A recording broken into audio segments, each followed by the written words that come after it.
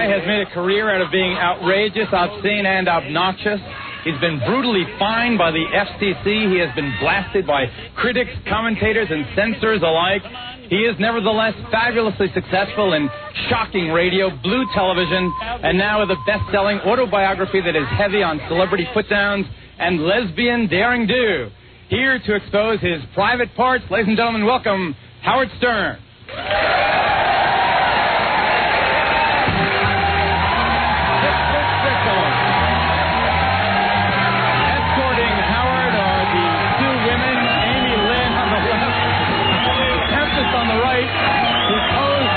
For cover shots that were rejected by the publisher as too racist. Thank you. Yeah. Good morning, everybody.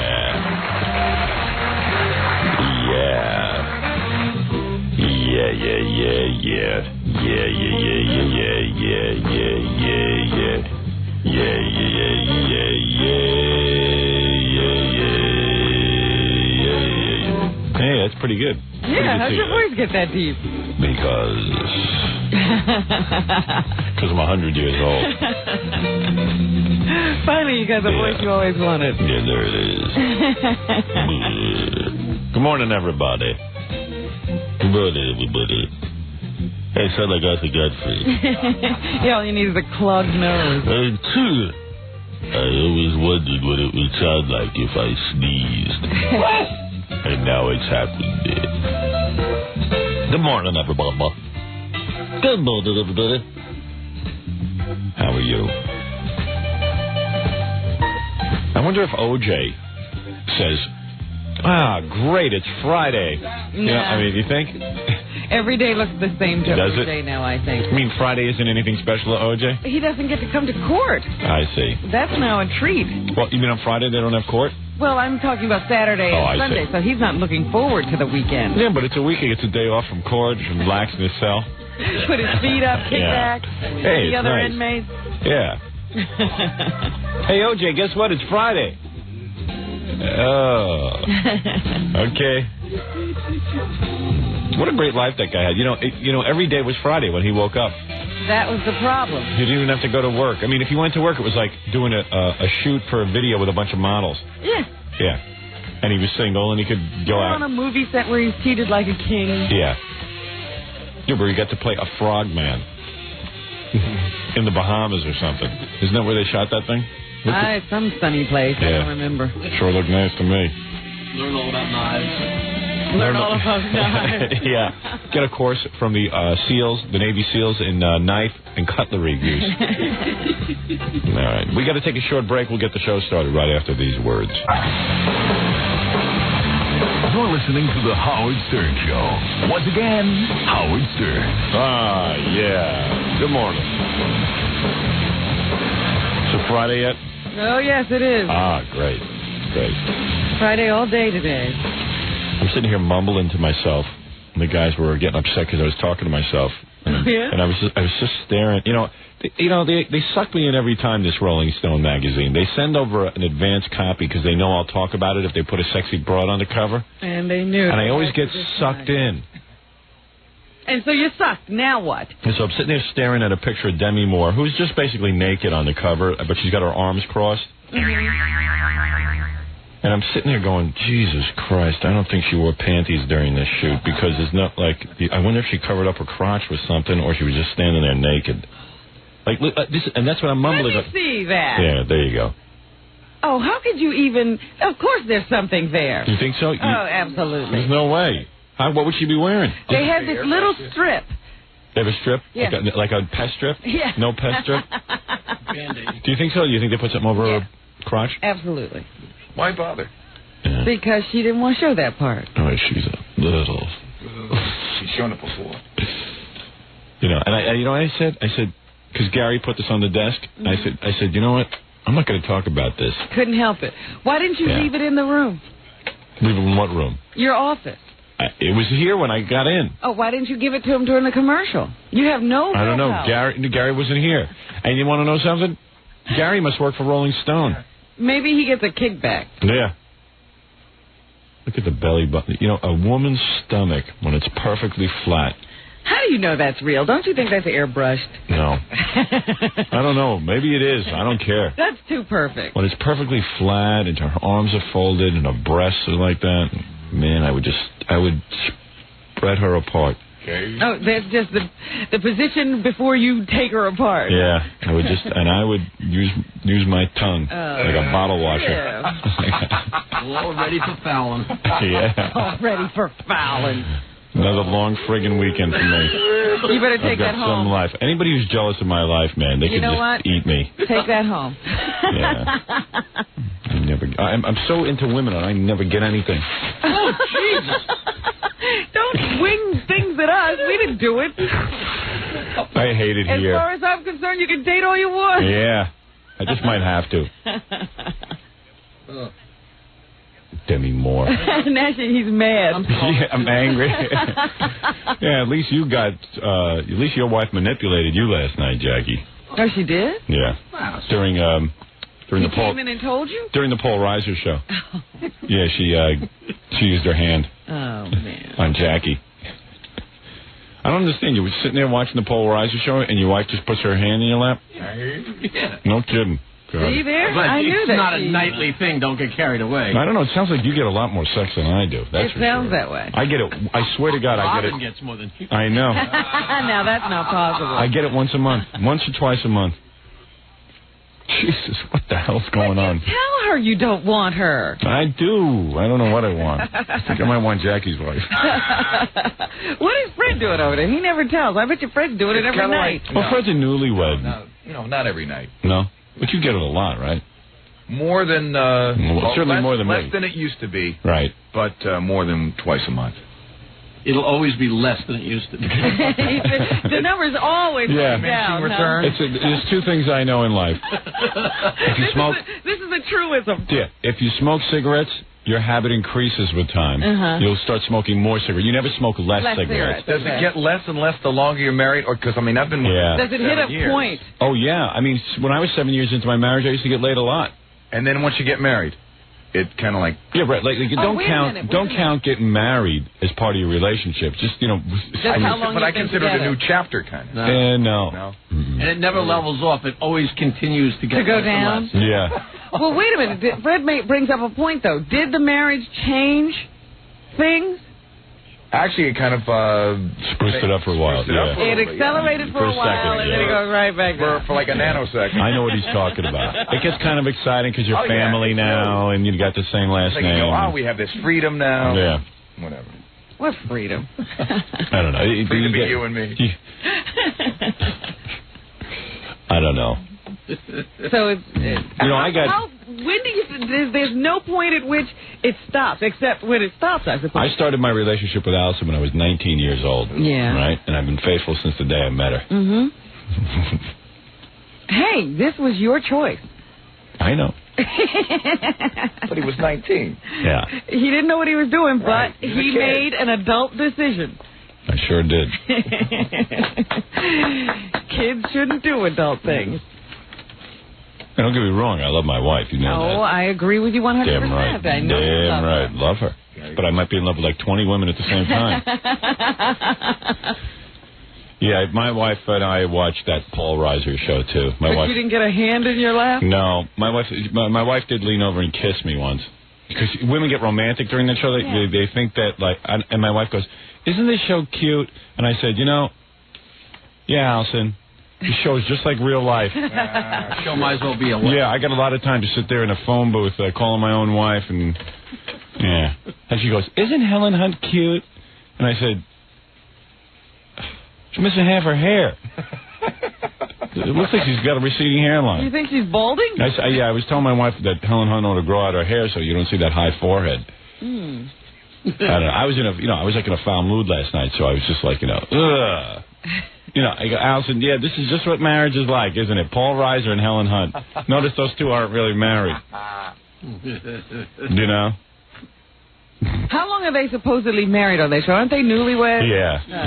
And they got a dog, and they have time to walk the dog. And he apparently does nothing for a living. Right. You know. So he's always around to call and be supportive. Yeah, he's a great guy.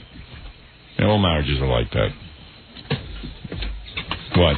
Can I just say one thing about Helen Hunt? Yeah. Do you ever? The one great thing about that show. Do you ever watch the scenes where the two of them are sitting in bed? Yeah. And she's wearing a tank top T-shirt. She's not. Don't try to convince Ralph, me she's sexy. Well, from the neck down, she's got a pretty good body. She's got a good body, but big deal. She's nothing great. Like on the show last night, she goes, everyone tells me I look like Jodie Foster. I was like, yeah, you wish. Yeah. Jodie Foster, while she is not sexy, that's a good-looking girl. That's a good-looking girl. I don't know why Helen Hunt doesn't do it for any of you guys. Yeah, I think she's cute. She's okay. I wouldn't kick her out of the sack, but I'm just saying that in terms of a girl that you'd want from television. Well, do you watch the show after that? Yeah, I'd want Courtney Cox or the other babes. Any of the three. Yeah, I watched it last night. Oh boy. Sit there, I got no life.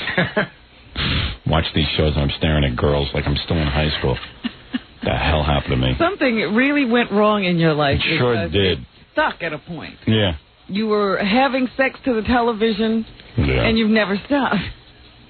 That's all guys do that. Oh, and he's miserable. Look at him. I know.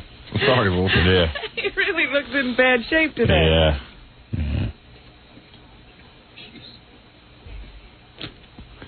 Watching that show, I found a hand in my lap, except it was my own. Yeah. I found a hand in my lap. I don't know about... you think Allison is like she just doesn't like sex, huh? No. Not with me. Listen, I'm not a good-looking guy. A guy sent over some pictures of me at the Pataki while I was in the governor mansion. I should show them to you. Yeah, I'd love to see them. Yeah, a real good photographer took these. Actually, the guy took some nice pictures. Is he the governor's official photographer? I don't know. His name is Ron Glassman, and he was hanging around with a camera, and he took a whole bunch of pictures during it. And I tried to take a good look at these pictures of myself because these are candid shots while I'm, just being yourself. While I'm being myself, and I was trying to decide: am I attractive to women at all, or is it because of the job? How would you know how to answer that question? What would you wouldn't know what to look for? I don't know, because I was reading in the paper today, like Senator Al. Like I hang out with Senator Al. I know Senator Al D'Amato real well, and I like Senator Al a lot. But Senator Al is no. He's no hooker. He's no Brad Pitt. No. Okay? No, I mean, he's the opposite of Brad Pitt. And women are fighting over him. Yeah. According to the newspaper, they say that Senator D'Amato can walk into a room. He's dating Claudia Cohn now, according to the paper. No. Yeah, but he's fighting him off with a stick. Senator Al. Get away, get away. Yeah, but did you read the paper today? Hey, wait a second. Wait, what paper was I just reading that in? Give me the Post. That sounds like a Post story. Yeah, I mean, according to it is the Post. You're absolutely right. Here, let me read it to you. Let me just read it to you. Yeah, you got to hear this. I know that Senator should be Al. the front page. That should be a headline. Okay, here it is. Listen to this. Now that the Republicans have won control of both houses, the Long Island lawmaker is said to be nearly irresistible to the opposite sex. Talking about Senator. Don't you get it? Don't you see what made him irresistible? Power. Yes. It is increasingly difficult keeping track of his female acquaintances. Last year, the energetic Al dated a California woman referred to by people in his camp as blah, blah, blah. Since that affair ended, D'Amato has been very much in demand as an extra man playing in the field. Sparks reportedly flew when D'Amato met Claudia in Palm Beach over the holidays. So he knows even where to hang out. Yeah, I mean, that's it. You know what? There is no way. Let me tell you one thing. No. There is no way sparks fly when you see Senator D'Amato. Well, wait a second. Don't you remember, you know what used to drive me nuts? In the early 80s, you'd pick up the papers all the time, and all these women would be saying that the sexiest man in the world was Henry Kissinger. Yeah, I know. And I would go, whoa. And are they saying it now? No. But these women would be flocking. Yeah, they know. I always thought that was a joke. I'll tell you one thing, man. I made a decision last night. I'm going back into politics. Screw everybody. It's unbelievable. You can't play a guitar, but you sure can politics. Yeah. When I'm reading this, man, hubba, hubba. Man. Sparks reportedly flew when Senator Al and Claudia met in Palm Beach over the holidays. They were both at a big party, ended up at the same table. Wow-wee. Oh, forget it. More aggravation. So How can you sit there and say, I got to look at these pictures to see if I'm attracted to women? What? How can you sit there and say, I got to look at these pictures to see if I'm attracted to women? Well, it's my way of convincing myself that I'm worthless. Like, I have to look at it and say, you know what, you're really ugly. There's no way women could be attracted to you. So I look at the different pictures, and I found, all right. So here I am. Here I am with Governor Pataki, and I'm just standing there. And I look at that, and I go, you know what? I'm not a bad-looking guy. No, you look good. I look good there, right? Mm-hmm. All right. I start to say to myself, you know, I really could get a lot of broads. Then, you know, then I look at another picture, and there I am with my wife and Governor Pataki and his daughter, you see? Yeah. See, there I am. And I go, you know, I'm not a bad-looking guy.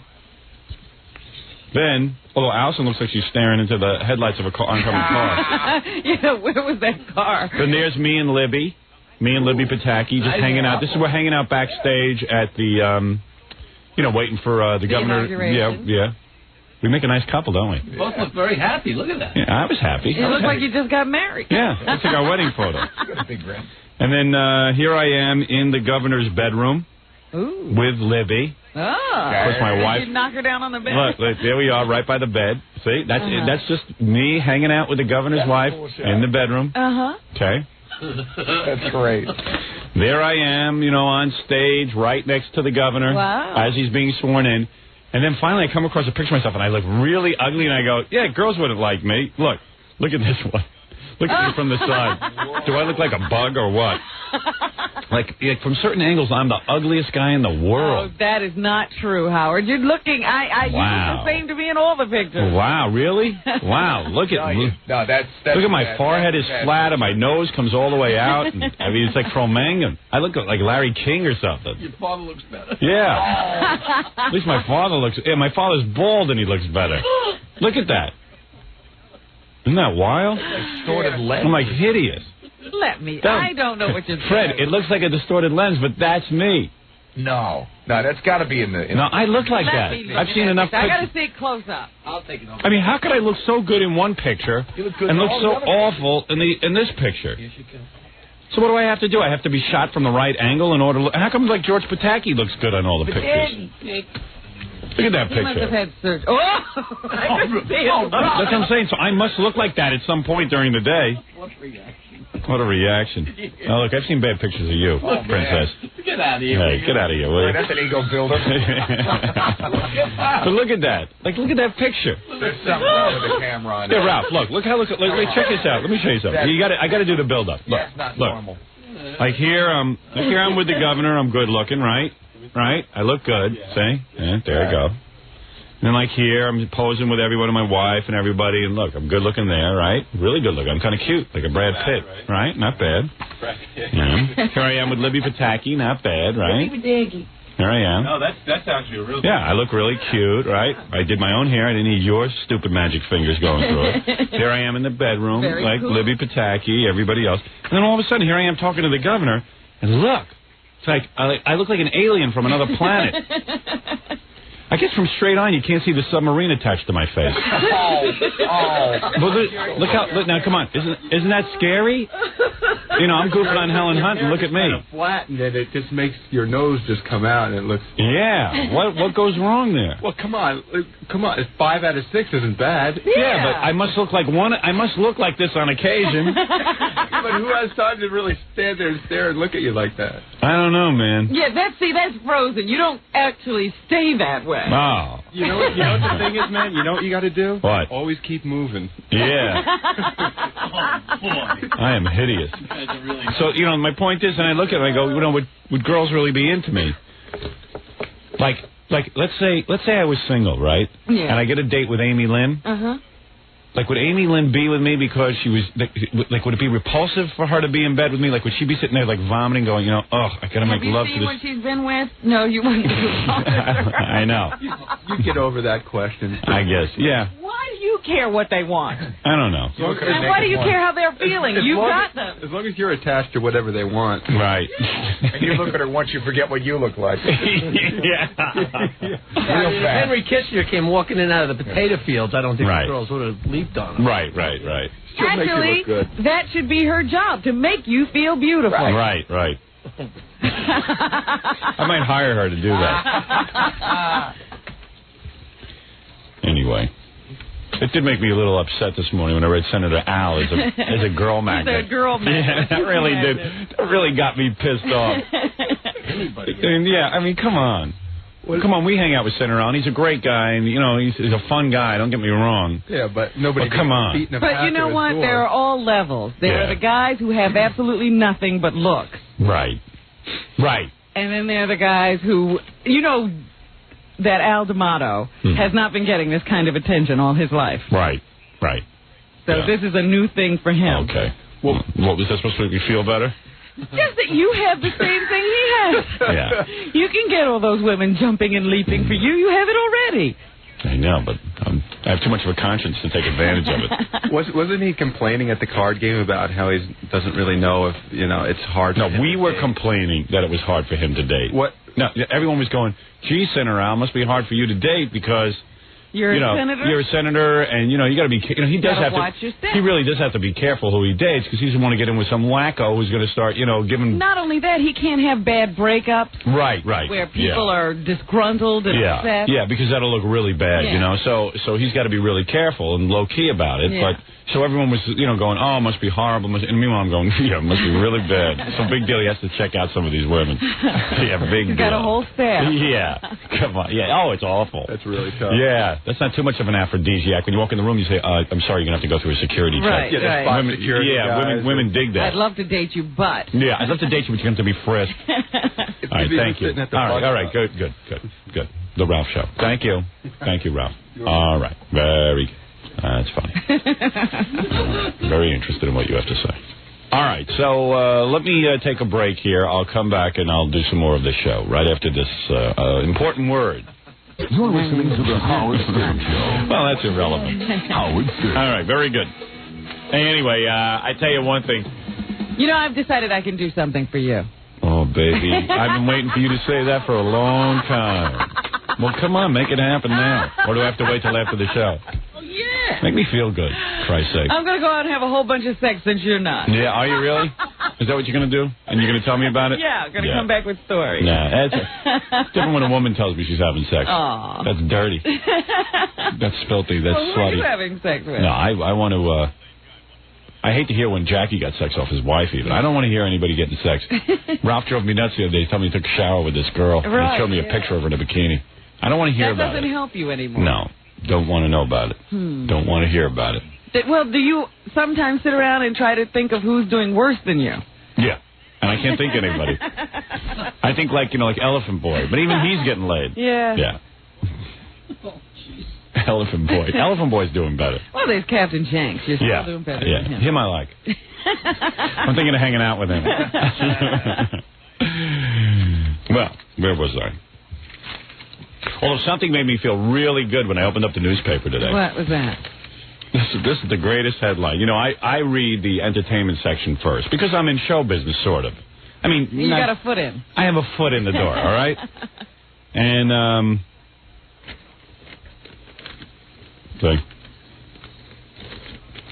this is the headline I like. Conan tops Tom in first face-off. Ooh. Conan O'Brien beats Tom Snyder in first face-off. And you know what's great about this? First of all, the two of them are so boring. I said, look at these two pictures. Here's one of Tom Snyder. Here's Conan. Even their pictures are boring. Yeah, it's almost the same picture. Yeah, it's almost the same guy. One's a little younger than the other. But CBS and NBC must be pulling their hair out of their heads. They went to all this trouble. Week one of the new late-night era ended with NBC's Late Night with Conan O'Brien leading CBS's new Late Show with Tom Snyder by 0.3 of a rating point. And that ain't much. Well, wait a second. Wait till you hear what they each pulled. Okay. According to National Nielsen data released yesterday, Conan averaged a 1.9 rating. Now, he beat. Awful. So, doing your math, Snyder pulled a 1.5. Yeah.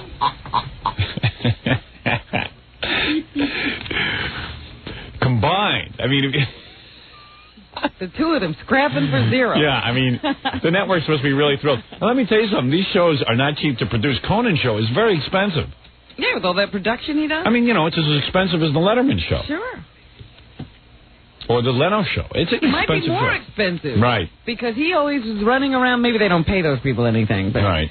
he's always going out and filming things. Yeah. Oh, no. They do a lot of production pieces, You know, if you know anything about ratings, I was a media planner, so I know something about ratings. This is what I did for a living. And I'm going to tell you something that combined with ratings like this, there's not one whole family watching. You realize that? Not even Conan's own family. Right. According to these ratings, the way I've broken it down, they have determined that Conan's own family doesn't watch his show. That's right. You see, you used to know something about that, too. One rating point represents 1% of the nation. So, They hardly have that. Right. And both networks do agree there's ample room for growth with each show. But look at the spin they put. Both sides saw the numbers as indicating there's ample room for both shows. One drawing a comedy audience, the other a talk audience. You know, that's ludicrous. I don't think any of them are drawing any audience. What do you mean that one draws a comedy audience and one draws a talk audience? Yeah, maybe the audience is funny. Yeah. And maybe the audience is talking while Tom's on. Yeah. Room for growth. I mean, they're saying that, well, don't worry, there's room for both of us. There's nowhere to go but up is what they're saying. Yeah, can you imagine? We're so bad off. They look at these ratings and they determine there's room for both shows. It's like you get a nap and somebody says, oh, you can do better. Right. You can do better than this, I know it. Yeah. CBS said Snyder's first week performance exceeded network estimates. Oh, that's not true. Especially given that Late Show is seen in less than 89% of the country. Yeah, please. So what does that mean? So if 12 people can see it, none of them tune in. Whoever could see it didn't get to see it. Unbelievable. You know, infomercials get higher ratings than these guys. I'm not kidding. I'm not making a joke. We really should see what else was up against them. Yeah. Because there's still other stations with something on, and they're getting an audience. That's right. Snyder held on to 26% of his lead-in audience. In other words, Letterman has an audience. It's 4 times larger. Right. In other words, 3/4 of Letterman's audience goes to bed. Yeah. Turns off Tom Snyder when he comes on. That's amazing. Let me tell you something. When we had our TV show on Channel 9, we had a very, high rating. Whatever show followed it automatically pulled in half. They didn't care what they put on afterwards. It pulled in half. So that was even better. Right. Than what these network shows are. That's right. That's right. Phew. The reason for this is because they should never put Tom Snyder on anywhere. I mean, on CNBC he could be on. He was buried. That was fine. That was fine. Yeah, and who cared? Charles Grodin is doing as good a job as Tom Snyder. Nobody cares. People aren't. Why would he even take this job? That was a stupid move for him. Of course. Unless the CNBC was about to throw him out. No. They would have kept, they would have paid him a salary to go do that stupid show, and he would have been all happy and, taking phone calls and could have done all his boring stuff, and nobody would have cared if he lost the audience for a night because nobody would know about it anyway. Let me tell you something. Now he's got all this pressure. You have mentioned over and over again Dan Aykroyd's parody of him. Yeah. And I caught it the other day. Yeah, it's great. He was wonderful doing Tom Snyder. Tom Snyder could never be as wonderful as Dan Aykroyd. Yeah, well, they should hire Dan Aykroyd. So CBS is saying, look, don't even look at the national ratings. Compare the first 13 cities, the top 13 cities in the market, and then if you do it that way, Snyder wins. They're already putting a spin. They're putting a spin on it. Well, there it is. So Conan O'Brien whipping Tom Snyder with a big battle of the one shares. They should all be proud of themselves. And the networks have to be thrilled with their investment. Well, they've got money to throw away. Maybe they need it as a tax write-off or something. I think in TV now they find the people with the least amount of charisma and stick them on TV and hope something happens. It's beautiful. It's throwing things at the wall, see what sticks. See what sticks. That's all. They put Tom Snyder on to answer your phone calls. There's a guy you'd never want to call in real life. Yeah, nobody talks to him at home. No. If you met Tom Snyder at a party and he said, listen, call me anytime you want, and I'll answer your questions, I'll talk to you, I'll interview anytime. you. Anytime. You wouldn't call him. There's no reason to. He's boring you. He's not funny. He laughs at himself all day, doesn't say anything funny. There's just no reason. He's disturbing to look at. I truly realized that all of his cachet came from Dan Aykroyd playing him on Saturday Night Live. Is that how he made money in his cachet? Is that French for cash? Cachet. Good for you. Hey, so, the thing is that if I was a network executive, I would meet with a guy and I'd say, is there any reason that I would want to speak to this guy in real life? And then if I can't find one, I wouldn't hire him. Do I like talking to him? Yeah. Am I enjoying this? When we're sitting here talking? Yeah. Because you talk to a network executive, they probably say, oh, is that guy a schmuck? And it's like, I hate him. I hate the guy. But all right, we'll put him on. Letterman wants him. Even Letterman couldn't say he enjoys talking. No, I guarantee you Letterman does not sit and meet with Tom Snyder. I think Letterman would rather meet with Hitler than Tom Snyder. And yet he puts him on after him because, well, Letterman's insecure. I'll go down saying that all the time. Letterman's an insecure performer. He does not want someone on after him that is strong because it'll make him look old, which is what Letterman did to Carson. But Letterman's not old. I know. She has nothing to fear. He's on top. But this is what happens to these guys. Well, I don't know. And then these networks take a guy like Snyder, who no one ever liked, and they say, you know what? I don't like him. Nobody likes him. But maybe if we give him a couple of $1 million, we'll like him. He'll look better to us. Maybe a really good set and millions of dollars worth of investment. Yeah. He'll be okay. He will be okay. Maybe nobody will notice him. Yeah. If we dress him up, maybe put a big nobody set, will notice how boring he is. Yeah. And if things go real bad, we'll give him a sidekick and people will stare at him. We'll put a dummy on the set. Yeah. We'll do anything. We'll do anything we can do. It's wild. It's just wild. Oh, wait till they bring back Rona Barrett. Yeah. That's probably days away. You're on the air. And I like Rona Barrett. I'd rather watch her. You're on the air. Hey, Howard. They used to say, what did in Tom Snyder, they brought Rona Barrett in? No, that's what did in Rona Barrett. Yeah. She's never recovered. She's doing fine. She was doing great. You're on the air. Howard? Yeah. I'm doing a project for school about the FCC and censorship. And, who better talk to you than the king of all media? And, what kind of school? What, Rob? Posies. What kind of school are you going to? Plumbing school. High. Junior high? Yeah. Junior high? Yeah. Oh, boy. We don't have any listeners in junior high. Oh, yeah. Miami, you're on the air. Hi. Yeah. How you doing, Howard? This is Jack Cracker from Fort Lauderdale. No, don't mention it. I don't want to hear your name. Jack Crack? Yeah, Jack Crack. Anyway, listen. He's laughing. I don't want to hear your name. Is that your name, Jack Crack? It's Jack Cracker. Is that really your name? No. It's, all right, don't give me your real name. If you give me your real name, I'm going to smack you in the head. I'm not giving you my real name. Good. So listen to this. And I'll tell you, the name you made up is stupid. Why is it stupid? Jack Cracker. Jack Cracker. Well, you see what I mean? I work in a bad neighborhood in Fort Lauderdale. Yeah, all right. Lower your radio, bad neighborhood. Okay. There's another guy. Here's another guy. If you got trapped at the... You know what? This is what reminds me of high school sometimes, this show. These are the people I got trapped in high school with. Jack Cracker. And you had to sit there and take their crap. Because they were physically bigger than you and could beat you up. Well, listen. All right, what can I do for you, Jack Cracker? Listen, today in the Sun Sentinel. In the show, yes. You got the Sun Sentinel up there? Yeah, I got it right here. All right, so the Showtime, page 21. Yes. Bring back Ron and Ron. Friends of the Ron and Ron Club. Andrew Dorfman, president. Sir. I do a show that is heard in New York, Los Angeles, Miami. It's heard in Cleveland. It's heard all over the country.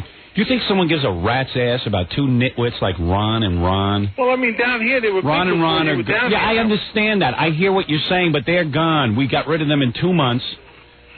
We got rid of them in Orlando inside under a year. In 6 months, I think, in Orlando. I don't know how long it took, but not very long. They're nothing to me. You think I want to sit and devote a show to Ron and Ron?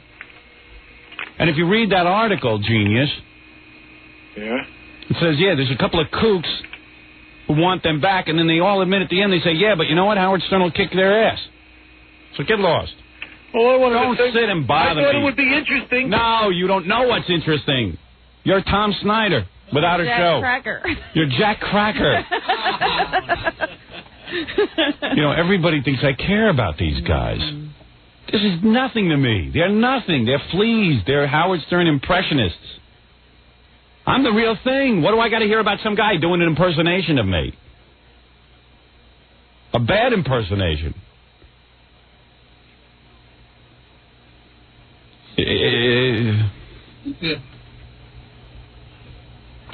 Right. I got to go listen to that guy, Jack Cracker? Who's he to sit there and call me like that? Who asked him to call in? Orlando, you're on the air. Hey, Howard, good morning. Good morning. Ron and Ron to get down. Of course. I'm not going to sit here and talk about that. No. Okay, you want me to talk about it? What do you want me to say? What do you want me to say? Those guys are good? The kid that got the F- in Ohio for the report on your book? Yes. This is really weird because my daughter did a biography on you. I didn't let her read the book because she's not old enough. Right. But I just gave her some inside information on your life and what you're doing. Go ahead. She got a AA+. Oh, right. You send us her paper. Yes. It was really weird because the next day you were talking about opinions, how you automatically, people prejudge you. Yes. That's what I think happened up there. Let me ask you something. I'm curious. It's a marvelous story, but I ask you something. What is a AA+? I never heard of that. I don't know what an F- is, and I don't know what a AA+. I was shocked at some of the grades these kids get. This kid sends me a paper. He wrote for those of you who didn't hear, this kid wrote a paper on my book. I read it on the air. It was a one-page. Report. The worst book report I ever read. But anyway, I don't think it deserved an F-. Yeah, well, the teacher, well, whatever. The teacher gave him an F-. Imagine you go to school, you get an F, and then the teacher gives you F-. How could you give him give him a G, not an F-? 2 grades. Well, she got an A+ for written, and she got an A+ for oral. Oh, I had the tape of the jumper. Grades. All right, A+ and an A+. Yeah. Right. So because I had the tape of the jumper. Yes. And I let her take the tape recorder in. I had that on tape, and she played that. And I made sure she had her finger on the button for stop right after it went off because I forgot what the next segment was. Yeah, you don't want to. We don't want to screw things up here. But I was really nervous when I did it because she was going to do a report on Shaquille O'Neal. Because you know what, it's kind of funny too that parents end up doing the homework for the kids. I know. Oh, I hate that. And he's and they're getting graded on it. Yeah, right. They're waiting for the grade anxiously. I kind of was. Yeah. I hope I did good on my Howard Stern report. How old is your little girl? She's in 3rd grade? 12 years old, 6th grade. Oh, 6th grade. And you're worried about what you're going to get? Yeah. Well, I wasn't sure if it was going to be bad. Every time I go home, my wife's working on some project with the kids, and she's like, what do you think? Do you think I did good? I go, Allison, isn't the kid supposed to be doing this? Why are you involved? Well, you got to. Everyone helps their kids. And I go, okay. Then when the grade comes back, she gets all excited. We did great. This always go on? I do. I get excited. I'm a single parent, so my parents never lifted a finger to help me. That's why I flunked. Oh man. Well, you did all right, and that was one of the angles. The angles that she went after were never give up. Right. You're a hero. Yeah, if you fart, put it on the microphone, and if people tell you it's wrong, keep reaching for the stars. That was the whole angle. Exactly. If you're gonna fart into a microphone, do it with conviction. If you feel it's the right thing to do. If you have to say penis, you say it. Damn it. And believe in yourself. Never give up. Reaching for the stars. That's right. Yeah. If you want to dress as a woman, you dress as a woman proudly. I don't know about that. I don't let him tell you it's wrong. Right. Yeah, I had perseverance. I knew I was a jerk, and I wasn't going to let anyone keep me down. I wanted to act like a jerk, and I didn't care who stopped me. I'm free to be a jerk. Well, hey, my daughter's name is Jessica. I'm going to send you that report. Yeah, please send me the AA report. I'll send AA+. AA+. Yeah. That's fantastic. All right. Well, hey, Howard, nice talking to you. Nice speaking with you, sir. Peace. Peace on earth. Peace. There's the dad. Hey, look, someone's got to raise kids. Well, that's very exciting news. I have to take a break. We'll be back right after these words. We're back with the Howard Stern Show. Here's Howard. Jackie Jogman from Martland. To order Jackie's Wild Comedy CD or cassette, it is $10 plus $3 shipping and handling. Jokeland special, buy 2, get 1 free. Call 1-800-344-0820. 323-KING. And next Saturday, January 28th, at the Riviera Hotel in Las Vegas, recording for his next CD. Ooh, recording. He's recording at Las Vegas. Riviera? Yep. Oh, live from Las Vegas. Imagine you get to be on Jackie's next CD.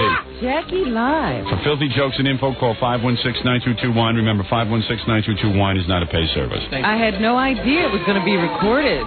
Well, yeah, onto his micro cassette. He carries it in his pocket. Well, what are you going to do? Jackie somehow has, I don't know, he's got a whole recording setup that he does. And he's like a one-man band. Yeah. When he opens that suitcase, there's everything in there. Wasn't it Eddie Murphy who said, hey, Jackie, how you do those? Recordings. Too busy to help me. Too busy to help me? Okay. I guess I can't help you if I ever make it. Guess I'll become famous. I'll show Jackie. Hey, Jackie, how you make those recordings? Jackie, I would like to make an album. I want to have an album. Yeah. I'm kind of busy right now, Mr. Murphy. That really did that. I have a good time for people who ain't gonna make it. I don't need to be around losers. I'm on my way up. You don't even have a car. Hey, why should I help him? What's he ever gonna do for me? He doesn't have any talent. I got more talent than my little Pinky. He's never gonna even make it out of this stupid little neighborhood he is. Hey, you see this Pinky? I got more talent in this little section of my Pinky. The very tip of my Pinky than he does. Yeah. I thought he was very funny. He's going on Saturday Night Live, big deal. He's just a token black guy like Garrett Morris. He's not going anywhere. You can't help me unless it's to carry my luggage. Let's get things straight right now. He's falling in the black hole of Saturday Night Live. Yeah. Get it? Get it. All right, very good. Well, thank you. No, I said to Jackie during the commercial, you know, I guess Paramount Network has that new channel, you know, and they have that new network. UPN. Yeah, UPN. And there's this show that they have called The Watcher, and they'd hired Jackie to do a little acting role, hoping that I'd mention it. Mm-hmm. And I said to Jackie, I got a tape of it, and I watched it, and I thought he was good. Oh, so you got a tape of Jackie's episode? I did. And I said, hey, by the way, I thought you were really good. He goes, hey, how come I haven't seen it first? Why they send it to you? So even Gary even turns to him and goes, Jackie, you fool. What do you think, they hired you for your acting? They sent it to Howard because they want him to mention it. Yeah. I know. Listen. So he's like, yeah, why wouldn't they send it to me first? He's getting mad at me. I compliment the guy. I said, I said. Maybe he thought you opened his mail. Is that what it is? Yeah, like I did something wrong. I am going to get the truth. What about me? Why am I always the afterthought? Right, yeah. Again, it's Howard gets it and I don't. Yeah, who was in the show, Jackie or Howard? Howard was in the show. Bite my balls off. I'm curious. I would just like to see what it was. All right. So I said to him. That's not unusual. I said, hey, Jackie, I ran it off for you. I got it on 3/4 for you. You know, it doesn't have all the sound mixed in. Doesn't have all the sound effects. Rough cut. Rough, yeah, very rough. But I said, you know, we're good. Thank you. He could. No, I didn't hear a thank you. He goes. Oh. He's like, yeah. Why do you see it? Why do you see it first? Why did they send it to me? I don't understand. Why would they send it to me? I go, yeah, that's what they do. They take everyone who's on the show and they send them rough cuts. Yeah. You'll see it when it's on TV. I know. Like everyone else. That's where they want you to see it. Yeah. It's a horrible show. Well, I saw the previews of it because I couldn't understand from Jackie's explanation what it was. Of course, well, I'm very stupid, Robert. Well, you're inarticulate. Yeah, that's for sure. You do even admit that. Yes, I am. But they have that rapper, what's his name? Sir Mix-a-Lot. Sir Mix-a-Lot. Yeah, whenever I see a show that says starring Sir Mix-a-Lot, you get nervous. And he raps. Yeah. It's like Rod Serling rapping. Well, actually, that's exactly what it's like. It's like a little Twilight. It's almost like the Love Boat Twilight Zone. Yeah. It's like they have 4 different ongoing stories. Like they have 4 stories in an episode, and you follow it around, and you know. Yeah, and he's like sitting up in a room, and he's supposed to be using life like TV sets or something. And it's kind of funny because Jackie and Gilbert are in it, and they get into a fist fight. But obviously, there's extras doing the fist fighting because it's pretty. Don't tell everybody. Shut up. So they're breaking tables and stuff. His own stunt. And the guy who's playing Jackie, the stuntman, he's got black hair. It's really funny. They didn't even get a blonde-haired guy. No, I wouldn't put a wig on him. No. They walked those guys over and said, "These are your doubles," and I just said, "You're kidding." You're kidding. Because it's the funniest thing because the move is they're fighting. Jackie picks Gilbert up. They throw each other onto a table. The table breaks and they roll into a pool and slam each other's heads into the pool. Oh. And I mean, it's a pretty rough move, and it's kind of cool because it's like Jackie's fight scene, but. It's a guy with black hair. Jackie has bright blonde hair. Did they bother to dub in Jackie's voice like, oh, stop hitting me? No, they don't. Because I haven't seen the full mix. Yeah, they probably are planning. Don't throw me on the blackjack table. Jackie's telegraphing every move. You could throw a rock and hit two people who look more like Jackie and Gilbert. In the middle of a crowd. Yeah. Don't throw me on the blackjack table. No. You know what? These are probably the two stunt guys for the show, and it doesn't matter what you look like. These are the guys who are your doubles. Yeah, it's pretty funny. Well, I thought Jackie's acting was pretty good. I mean, it was like, he actually pulled it off. Well, Gilbert, I'd love to see I don't know what Gilbert was doing, but... Gilbert was being Gilbert. Yeah, he was like, hey, Jackie. Bob. I couldn't even remember his name. I don't know. Or anything. He was just like, hey, Bob. Because Jackie and Gilbert play these two guys. Con men, right? Two con men. They rob people and stuff. And it's really funny. Jackie punches an old woman in the face. Now that's believable. Yeah. See, that didn't take that wasn't stretching. Yeah. They told me to act angry. Yeah, and Gilbert is his partner. And they're like stupid con men. Yeah. I said to Gary, I thought the acting was pretty good. Gary was like, well, But Gary says that all the time. Right. Ganji and I thought it was pretty good. Oh, God, Ganji? Yeah. It really wasn't that... Jackie wasn't that bad. I'm not saying he was Lord Olivier, but he wasn't bad. If the characters move, Ganji will say it's good. Maybe I'm nuts, but I thought he did an okay job. I'm the first one to put down Jackie. Let me see it. Oh, no, he was on Star Search. I never heard a performance like that. I don't know what Jackie did on Star Search. Right. But, it wasn't awful. Well, let me see it. All right. The be-all and know-all. Here he's setting himself up to have a bad time. I'm perfectly objective. Believe me, I was watching Waiting to Pounce, and there was nothing to pounce on. So good congratulations to you, Jackie Jokman. Come on, let's beat up this old broad. Let's beat up this old broad. Come on, Gilbert. Over there, Jackie put on his, his other voice. Yeah, he was talking in a low voice. Yeah. You see me drinking, Howard? What? Yeah, you were having a beer. Yeah, I saw the whole thing. Very realistic. Let's go, Flynn. No. Did you have to learn all the dialogue? Did you have to memorize the script? Yeah. Yeah, you actually memorized a lot of lines. Yeah. Every time he called me Bob, I was like, oh, is that me? Yeah. No, it's very weird because you got to know every single word. Right, because you have to know your cues, too. Yeah, how long did it take you to memorize that? Well, they sent it to me on Wednesday, and we taped on Thursday. It was really weird. But me and Gilbert sat in the trailer and told stories, and then went over that script, and then told what the hell is this show about anyway, Gilbert? Spots is supposed to be watching us from his booth. Yeah. But, you memorized. Yeah, we memorized as well as we could, but it's weird because you're doing take after take, and there's a script girl that comes up if you miss a word. Wow. They don't want a word change. And Gilbert couldn't memorize it either? Oh, no, he did great. But if you miss, if you say instead of the girl comes up and says, yeah, you said instead of the. Oh, you're kidding. No, I could never do that. I couldn't do that. I'm only exaggerating slightly. A little bit. Yeah. Slightly. I could never do that. No, they didn't. When I was on the set of the other show, they didn't, as long as you got it out, they didn't care about because they shoot from one angle. And you see, with your show, you did a sitcom, and they're shooting 3 or 4 cameras. At the same time. Right. It's a different thing. When you shoot, this was shot on film, so they use, one camera. So they shoot from one angle, and they got to match. They got to match everything. Right. Yeah, I don't work like that. I don't either. Yeah, I even said, if I ever get to do my movie, which, God knows when. Oh, I saw David here yesterday. Yeah, David and Keith. Yeah, Keith is the head of the studio, whatever studio that is. Hey, Reicher's got some action. Yeah. And, I don't know, they were kind of yelling at me yesterday. Really?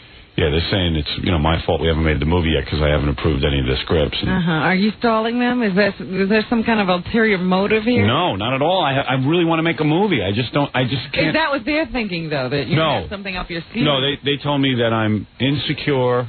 And well, you didn't ask for an analysis from 2 film guys. Well, that's what I said. I said, gee, I got to thank you guys for coming over here today because I had no idea. I'm getting free psychoanalysis. I said, that's amazing. I said, well, they sat me down in the meeting because people want to know what's going on in the movie. they sat me down and they go, they would basically make any script, not any script, but, and I just said, I don't think the script's right yet, and I don't think I'm being a ball buster, because... When they start to yell at you, what do you do? Nothing. I just said, okay, hey, that's how you feel. I understand. You're a good man. I'm a good man. I don't care. Let everybody vent. You are such a good man. I am a good man. In fact, I was appreciative that those guys told me everything that was wrong with me. They would have been sailing across 58th Street. I don't take offense. I don't take offense at all, Robin. I'm a different person than you. Yeah. You're just amazing. I don't take offense. I said, you know what? It's amazing. I've never had the nerve to go to a psychiatrist before. And I got to tell you something. I'm learning about myself from you guys. I said, I never thought of myself as insecure. I'm the guy who did Butt Bongo Fiesta. I go on TV. I go on radio. I do pay-per-view. Naked butt on MTV. I put my naked ass on it. But if I'm insecure, okay. Then Keith held me down and David punched me in the balls. That I didn't like. Oh, boy. Yeah, because, I'm sensitive. Most at a meeting and stuff. And, so, Well, what was the resolution? Was there any? Yeah, we're working on something. We're always working on it and stuff. We all basically like each other. It's not like an animosity. It's just that... Did you analyze them at all? No. I don't know. I'm not a psychiatrist. I don't analyze people. I can't. I figure they must have practiced on somebody. You should practice on them. Yeah. At one point I did get a little annoyed, and I said, well, if I'm insecure, you guys are too.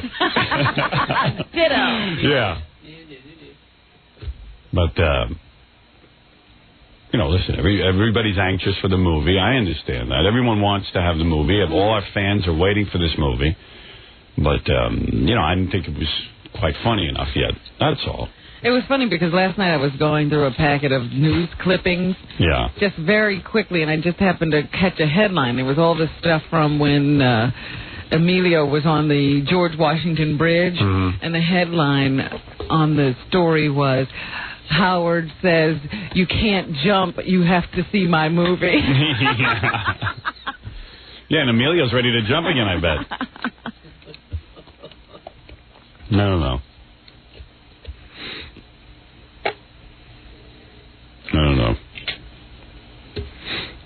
Then they started getting angry at me. I said I wasn't going to talk about this, but it's okay. I will. They didn't care, actually. I was the one who cared. Yeah. I said, Dad, maybe we should keep this private. They were like, oh, yeah, right. Yeah. That's funny coming from your lips. Yeah. No, then they said stuff like they said, well, you know what? If you won't play you, we'll get someone else to play you. Oh, no. I said, no, I don't think so. You know what you should do? You should get that stupid movie Airheads, or whatever it was called, and show them Joe Montana, whatever his name is, playing you. Yeah, doesn't work. See, this is what an actor does. And plus, why would I want to give up my life story to, some idiotic actor? Yeah. Who'll do anything they put in front of them. Yeah, anyway, so we're getting, listen, we're working toward getting this thing on the screen, but it's got to be the right script. It's got to be funny. I can't do an unfunny movie. Well, how close are you? Mr. Adams. We're getting there. Oh, that's not very encouraging. We're up to page 1.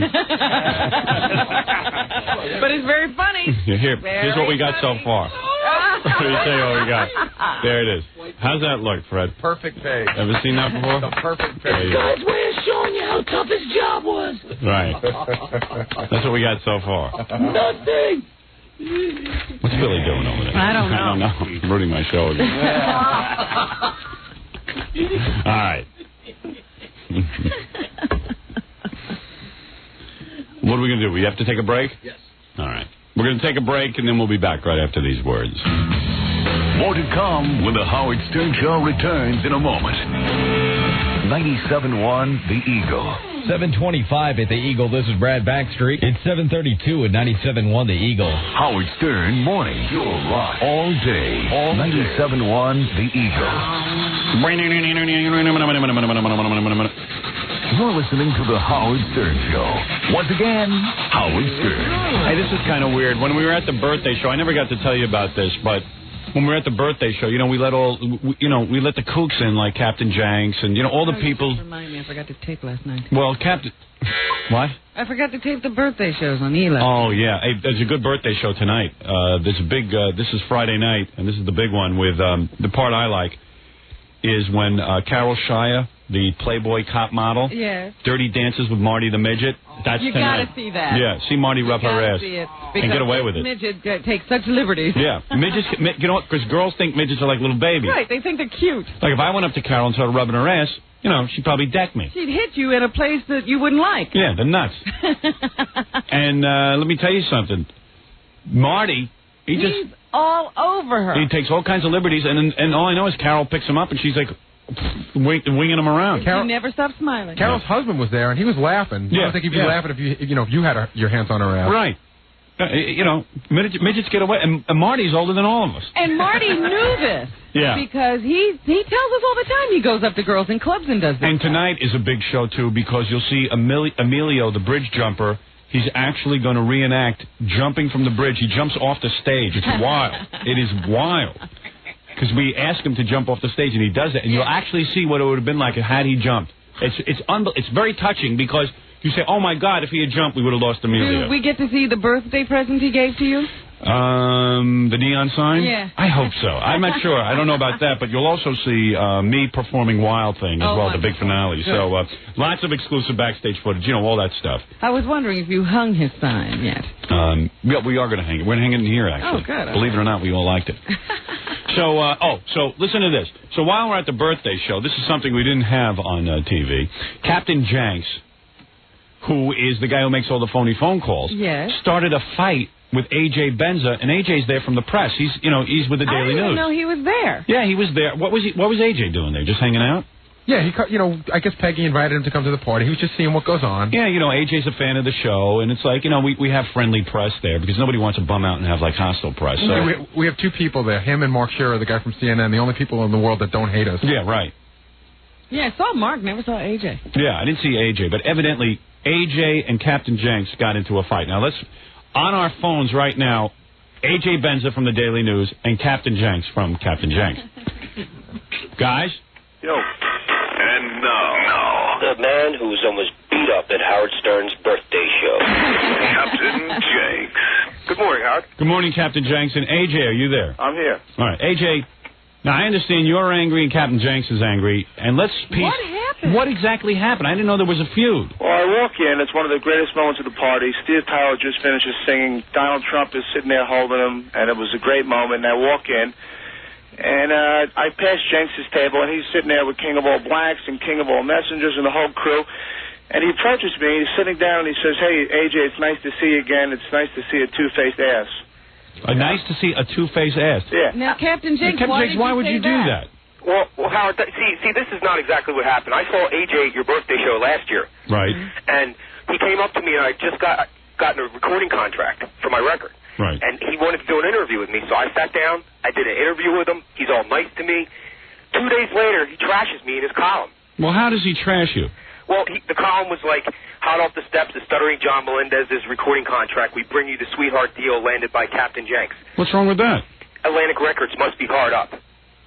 Yeah, but you got to understand something. AJ's got to find a spin on the. Exactly. What's he gonna? Who cares about Captain Janks? Not only that, Howard. I mean, the thing is, here I am giving the guy publicity for 750,000 people, and nobody else gave him publicity like that. What?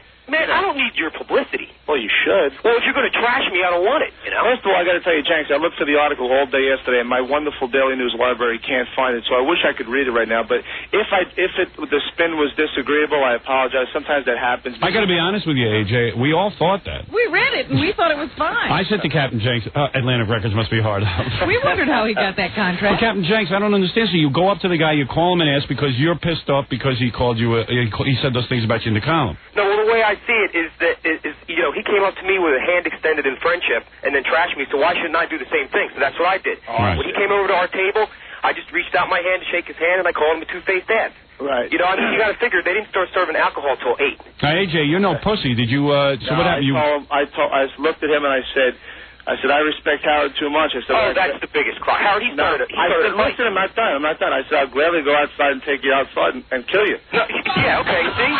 Well, that's subtle. Hey, AJ. Yeah. AJ. Yes. What is it like not to have a life of your own? You know, why would you do that? You're a reporter. I'm expected to be stupid and wacky. Nah, I can't have that. I can't have somebody call me an ass. If somebody calls me an ass, I'm going to hurt him. And you don't even like Howard. What were you doing? I love Howard stuff. Oh, that's the biggest cock. I've talked to you on the phone plenty of times. What? Oh, here he goes now.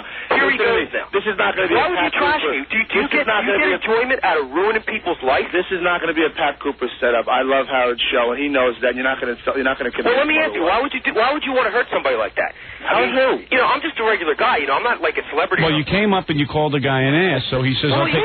So did you go out in the parking lot with AJ? You kidding me? No. What happened? Jenks, what are you, a pussy? Well, he came over to our table, Man Howard. called you out. Like, Jenks doesn't ruin lives. I called, you know what else they did too? Then he came out, then he got King of All Blacks on me. No, what do you mean I got King of All Blacks on you? King of All Blacks is part of the Whack Pack, and he's a good friend of mine. Now, wait a second. Let me get this straight. You mean Jenks took a black guy and said, hey, you're not fighting me, you're going to fight the black guy? No, he didn't do that. King of All Blacks stood up and stood between us, and I didn't know it was King of All Blacks. Now I feel honored to have stood next to King of All Blacks like that, but... Oh, you see, no, your attitude is so much different than it was that day. Why are you all nice to everybody? I was going to kick his ass, too. Howard, he came over to our table. When he came over to our table... He's got to be Italian. He is Italian. When he came over to our table, he was hostile. He was threatening to take me outside. I was hostile because you started telling me I was You know what? Kevin from the newsletter pointed out that you were there, and he's got pictures of you. I heard about the pictures. All right, so wait a second. Let me get this straight. So King of All Blacks stood up and said that he was going to kick AJ's ass? Listen what he said, Howard. He stands up and he says, listen, you're done arguing with my friend. And I said, no, I'm really not. So him and I started getting face-to-face, and King of All Blacks just said to me, I'm going to break your jaw. And he said, tell me I won't. And I kept saying, you won't. Tell me I won't. You won't. It went on for about a minute until Dominic Barber and Jack Gordon came and broke it up. And this was all going on while we were up there? Yeah. It was a better show on the floor than what we were doing. Howard, you know, I'm 5 foot something or other. AJ's like what, 5'9", 6 foot? 5'11". Yeah, so why are you starting King of All Blacks, being the friend that he was just trying to stick up for me. But King of All Blacks doesn't know what's going on between you and AJ. I'm right next to it. He saw it. He was sitting right next to him. I told him what happened. It was right there. I mean, everybody was sitting right there. Yeah, but Captain Jenks, this was your argument with AJ, so then you get a black guy to step in. I didn't get him to do that. And AJ's so crazy that I said, okay. He said he'd fight the black guy. If I was sitting at a table and somebody was trying to kick your ass, Howard, I would definitely jump in. AJ, you think you could have beat up King of All Blacks? I could beat up the whole table and come back. Oh, yeah, sure you could. What do you have? You and your baby threat. 10 with those little crummy fingers of yours. With my little crummy fingers. And you're going to beat me up. You're supposed to be a reporter. I don't care. Walking around threatening. You know what he told me? He said, why don't we take him outside and I'll get you a ladder so you can stand up or so I can punch you in the face. That's what I told him. Jenks, you know... You should be real proud of yourself, AJ. Jenks, I don't care if I'm a presidential advisor. Well, I'm saying, nobody likes you anyway. You don't even like Howard. I don't even know why you were there. That's just a stupid thing. Well, you can't tell AJ who he likes. Well, I'm a big fan of the show. AJ is saying he's a fan of the show. When you take a dump on somebody in your column, do you expect them to come up and kiss you on the cheek after? No. Sometimes a dump happens, and I apologize that it happened. I really do apologize, because I got to tell you the truth, Jenks. You even spelled my name wrong. You know what my name is. No, listen to me. I got to tell you the truth. Every time you make one of your prank phone calls, I laugh like hell. I think you're hysterical. And if I wasn't a fan of the show, you and I would have thrown down right at that table. The fact that I left, had a cup of coffee, and went home showed Howard and everybody up there that I didn't want to mess at this party. But I'd gladly take your heads off in the streets someday. No, you know, all the Whack Pack was sitting there. AJ, are you saying that if you run into Captain Jenks, you're going to fight him? Well, no, if he calls me an ass, man, if you were drowning, I wouldn't take my foot off your head. Why should we leave it to chance? What? Why don't we set up a match? Guys, you want to fight on boxing match? Howard, he really needs a step stool and a phone book. It wouldn't even be a fair fight, would it? I'll fight him. I don't care. Will you fight him? We put boxing gloves on. Boxing? Oh. AJ, would you fight Captain Jenks on the E! Show? Of course I would, man. You would? You would never back down, would you? I can't. I'd back down for nobody. All right. Captain Jenks, what day? Are you serious, Captain Jenks? I'll fight him. I don't care. I'm pretty pissed off at him right now, and I don't need King of All Blacks to fight my battles, but he was a good friend by doing that. Should somebody remind Captain Jenks he's a midget? Yeah. Have you looked in the mirror? I think when he makes those phone calls, he thinks he's 6 feet tall. So, Howard, you know what? Now the newsletter's coming out by this guy Mazzilli, and they have all these pictures apparently of me and Jenks. No, me and of King of All Blacks chest to chest. Well, I guess that would be freedom of the press then, wouldn't it, AJ? I don't care about your newsletter coming out. I mean, censor we have to censor you now? No, everybody knows what happened. There was more looking forward to it. I'm looking forward to it. There was more people sitting at that table than just me, and everybody that sat there. Celeste almost got out of a wheelchair to punch you in the face. Well, that would have been hysterical. Yeah, well, let me get this straight. I just mean, Howard, everybody at that table knows what he did. All right, Captain Jenks, you feel you were wronged in the newspaper. You called AJ an ass. AJ said, hey, look, let's go out in the parking lot and settle this. Right. You Quickly, King of All Blacks jumped in. Mm-hmm. He went head-to-head with AJ. King of All Blacks said, hey, to quote AJ, what AJ was saying, King of All Blacks said the following. What did he say? He said, I'm going to break your jaw. Tell me I won't. And I kept saying you won't. Right. And that went on for about a good minute until it was broken up by Dominic Barbara and of course, Jack Gordon, who very brave. In fact, I believe he once took a chair to Latoya. I was going to say, he knows a thing or two. He knows how to throw. He knows how to throw a punch. There's a guy who knows how to step in. So you're telling me that Captain Jenks, you want to actually fight AJ? I'll do it if I have to, Howard. Really? Defend your honor. Defend my honor? Defend your honor. What about your own bull? Hey, man, it's not Howard's honor. It's your honor and your chin you got to protect. Well, let's find out. You're talking like you got connections or something like that. Connections for you, AJ. Connections for what? And you know what? We'll I got family. We'll fight, and you may kick my ass, but every single time you pick up the phone for the rest of your life, I'll be there. Okay, well, do me a favor. You're gonna have to listen to me. You're gonna have to live your life in your little crummy home in Pennsylvania, because my little crummy home. See, this is the whole thing. What? Maybe I do live in a crummy home right now, but with you writing articles like that, with the record that I got coming out, doesn't do me any favors for sure. You know? Here's what I'll do, Howard. I'll even extend a favor. You ready for this, Howard? Yes. I'll fight him. If he'd like to fight me, I'll do my best not to hurt him too bad. And also, what I'll do is this. I'd love to write about your future record coming out again, and if you want me to, I'll even go so far as this. Because I've always laughed at your antics, I'll write an article, and I'll actually read it to you before it goes to press. If it's not satisfactory... No, you don't have to do that. No, it has nothing to do with you trashing me in an article. It has to do with the fact that you came up to me with the hand extended in friendship, and you were all nice to me, and then everything changed. Listen to me. I don't care. I know you don't care. You don't care who likes you. What I'm saying is I heard this story already. I'll gladly fight you, but in the meantime, I still want to do a story about your record again because I think you're funny, and I didn't mean to put you down last year. I accidentally did that. Oh, accidentally? How's that an accident? Jenks, the guy is trying to be nice to you. He's trying to apologize. He's trying to apologize. In front of millions of people. Listen, I'm also telling a million people that I'll kick your ass in a ring, too. So it goes both ways. Right. Listen, Jenks, you have a choice. Here's your choices the way I see it. So you got three choices. Okay. Right. You can go in the ring and let AJ kick your ass. Okay. And he'll write a nice article about you. Yeah. That's one choice. I don't care what... Wait a minute, hold it. Wait, I'm giving you your choices. Okay. You can have your ass kicked without the article. Mm-hmm. Well, I think I would rather you can just have the article. Or you can just have an article.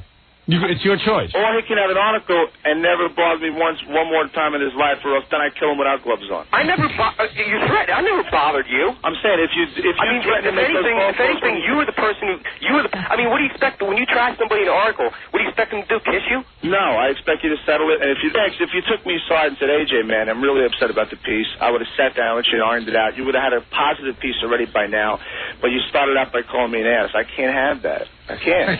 Yeah. I mean, AJ has his pride. What the big deal is. AJ, you're Italian, right? Yeah. Right, look. Is that cryptic for something? You just don't call a guy like AJ an ass. What's the big deal? You don't understand. It's a big deal to AJ. Jenks, if you call me an ass again, I got to step out of this. Someone else takes care of it, not me. Well, it was funny. What's this about? Listen, AJ called the office. Yeah. And he was so outraged because the reason why AJ got all pissed off was Captain Jenks called the show on Tuesday and just said AJ Benza sucks and hung up. I did? Well, somebody did. No, that was Jenks. Oh, yeah, that was me. Right. So AJ called and he called me and Peggy and John, and at one point he told John, I'll have him killed. AJ, you have to calm down. You had me killed. I was thinking about it. Your parents proud of you? I don't think AJ would have you killed. OJ, not AJ. Any guy with letters. Actually, OJ called the show. It's better than John made a mistake. It was OJ. Right. All right. I could see that this is leading to a boxing match. Yes. I think you guys need to settle it in a manly fashion. Yeah, I think AJ needs to fight Jenks, and Jenks needs to fight AJ. I'm not sure why, but If we can, I'll get a double bill going. I'm going to try and get Jack Gordon to fight LaToya. And Billy West will fight Marty the Midget. So, you know, maybe we'll have like matches. There'll be 3 rings going at once. You guys really want to settle it, you could settle it. It's up to you. Howard, here's the choices again. You said it right before. Seriously, Jenks, I'll kick your ass in the ring, and I'll give you a positive article. I'll kick your ass in the ring, I'll give you no article. Or, very important, you and I could talk on the phone, get another spin on your future up-and-coming tape and album, and at the same time, you got to promise me that your hands stay off the phone, you don't make fun of my name anymore, you don't come at me anymore. I didn't make fun of your name. Well, you came out and said AJ Benza sucks. That's making fun of me. Well, when you told me I sucked in your column, then I just figured I don't think I said that. But if you want a piece again about your albums, I'll gladly do it for you because it's newsworthy and I think you're funny.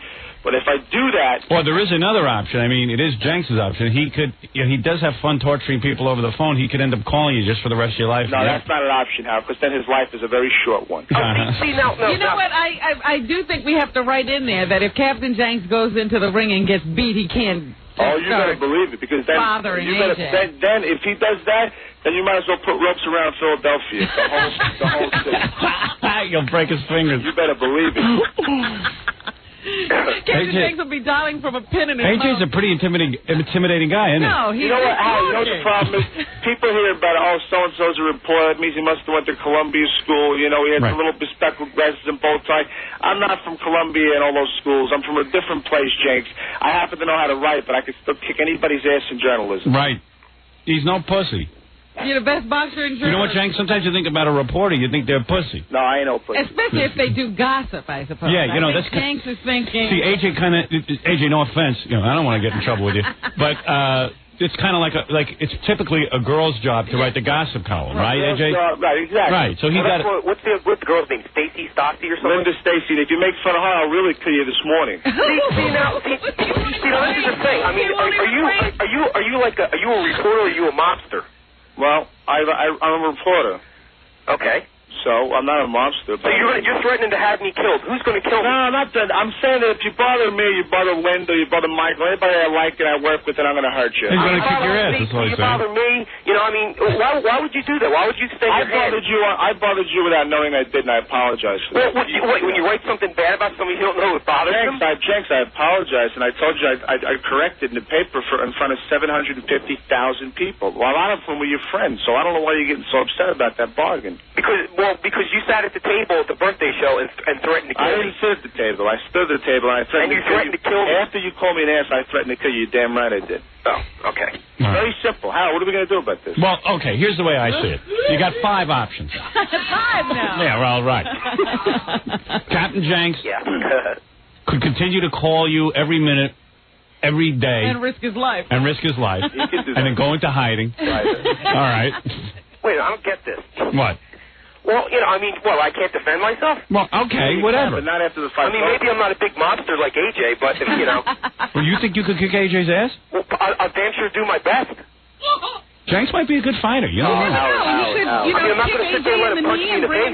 AJ, no offense. Maybe the guy's knows karate or something. Well, I'm just saying, I'm not going to let him sit there and punch me in the face. If I fight him, I'm going to do my best to win. Just like he is. You have the reach of a chipmunk. I mean, I can't believe it. AJ, what do you want from me? I don't know. Captain, I don't understand. Listen, I'm trying to reason with the guy. Using his military title. Captain Jenks. Yes. All right. Here's the way it goes. Okay. All right. The way I see it is, you guys can continue to be enemies because Captain Jenks feels he was dishonored. He doesn't seem to want an apology. He doesn't want an apology. He wants to just make phone calls about AJ sucking. He wants to make AJ's life miserable. Okay, all right, he can do that if he wants to. That's his option. Right. And what AJ is saying is, well, hey, at some point, he's not going to put up with it. No, I won't. He's going to beat his ass. I'm not Larry King, man. Right. You're not a pussy like Larry King. Well, I just ain't Larry. Right. That's what you're saying. Right. Right. And there will be retribution. Yeah. You know, AJ is not your typical journalist. About you, AJ. Oh yeah. Right. Oh yeah. Oh yes.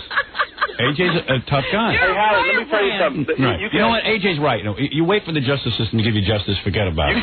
Sometimes you got to go out and do your own justice. The whole damn justice system is corrupt. Have to settle things between them. It's corrupt. The justice system will shake you down. You know, 100 years ago, you two would have had guns out there trying to shoot each other. Oh yeah. AJ would have blown this guy's head off already. 100 years ago, King of All Blacks would have been sitting having breakfast like that. That's right. That's true. I wouldn't have been at the show either. The King of All Blacks wouldn't have been threatening anybody. Think about that for a second. The King of All Blacks would have been hanging from a tree. I would too. We'd be there together. Yeah. I think one of the. You know what, AJ? If King of All Blacks talk like that, you'd have to have the slave master go out and just whip him. You could break his foot. That's right. Cripple him. Okay, here's the thing. AJ is saying, look, maybe I diss you, whatever. I'm saying, I think you're funny. I've said it publicly on Howard's show. Right. I'm willing to even write an article, which is very gracious. Very big of him. Very big of him. You're right. And, well, Captain, you got to agree that's pretty big of him. Yes. Okay. And he's saying, I'll write an article, apologize, which I don't even have to do, he's saying, because he can kick Captain Jenks' ass. But he doesn't ignore him. But I think AJ is frightened of Captain Jenks' relentless phone calls. Bad choice of words. I'm never annoyed by. Now he's going to beat you up. No, easy. But I'm annoyed by it. You're annoyed. It's annoying. I'm frightened because if I know what happens if he starts doing that. Yeah. It's almost going to please me, but I have to go out and do that at that point. I'm not frightened at all by it. I just hope for his sake he doesn't sit there and start peeling off phone calls because I'm just the last guy in the city that can put up with that. Believe me. Right. I hear it in your voice. Are you on medication? You know what? No, AJ is saying, hey, look, I don't want my name being used that way. I think he should be on something. I don't know. That's my opinion. No, I'm not on anything. That was my father's name, my grandfather's name. I can't have that. In other words, the name AJ Benza is a family name. Right. And it has to be protected. Right. It doesn't seem silly to you at all. No, that's a man's honor. You don't understand, Robin. There's a lot of people out there that don't want to hear that name trash. I'm just stoking the fire.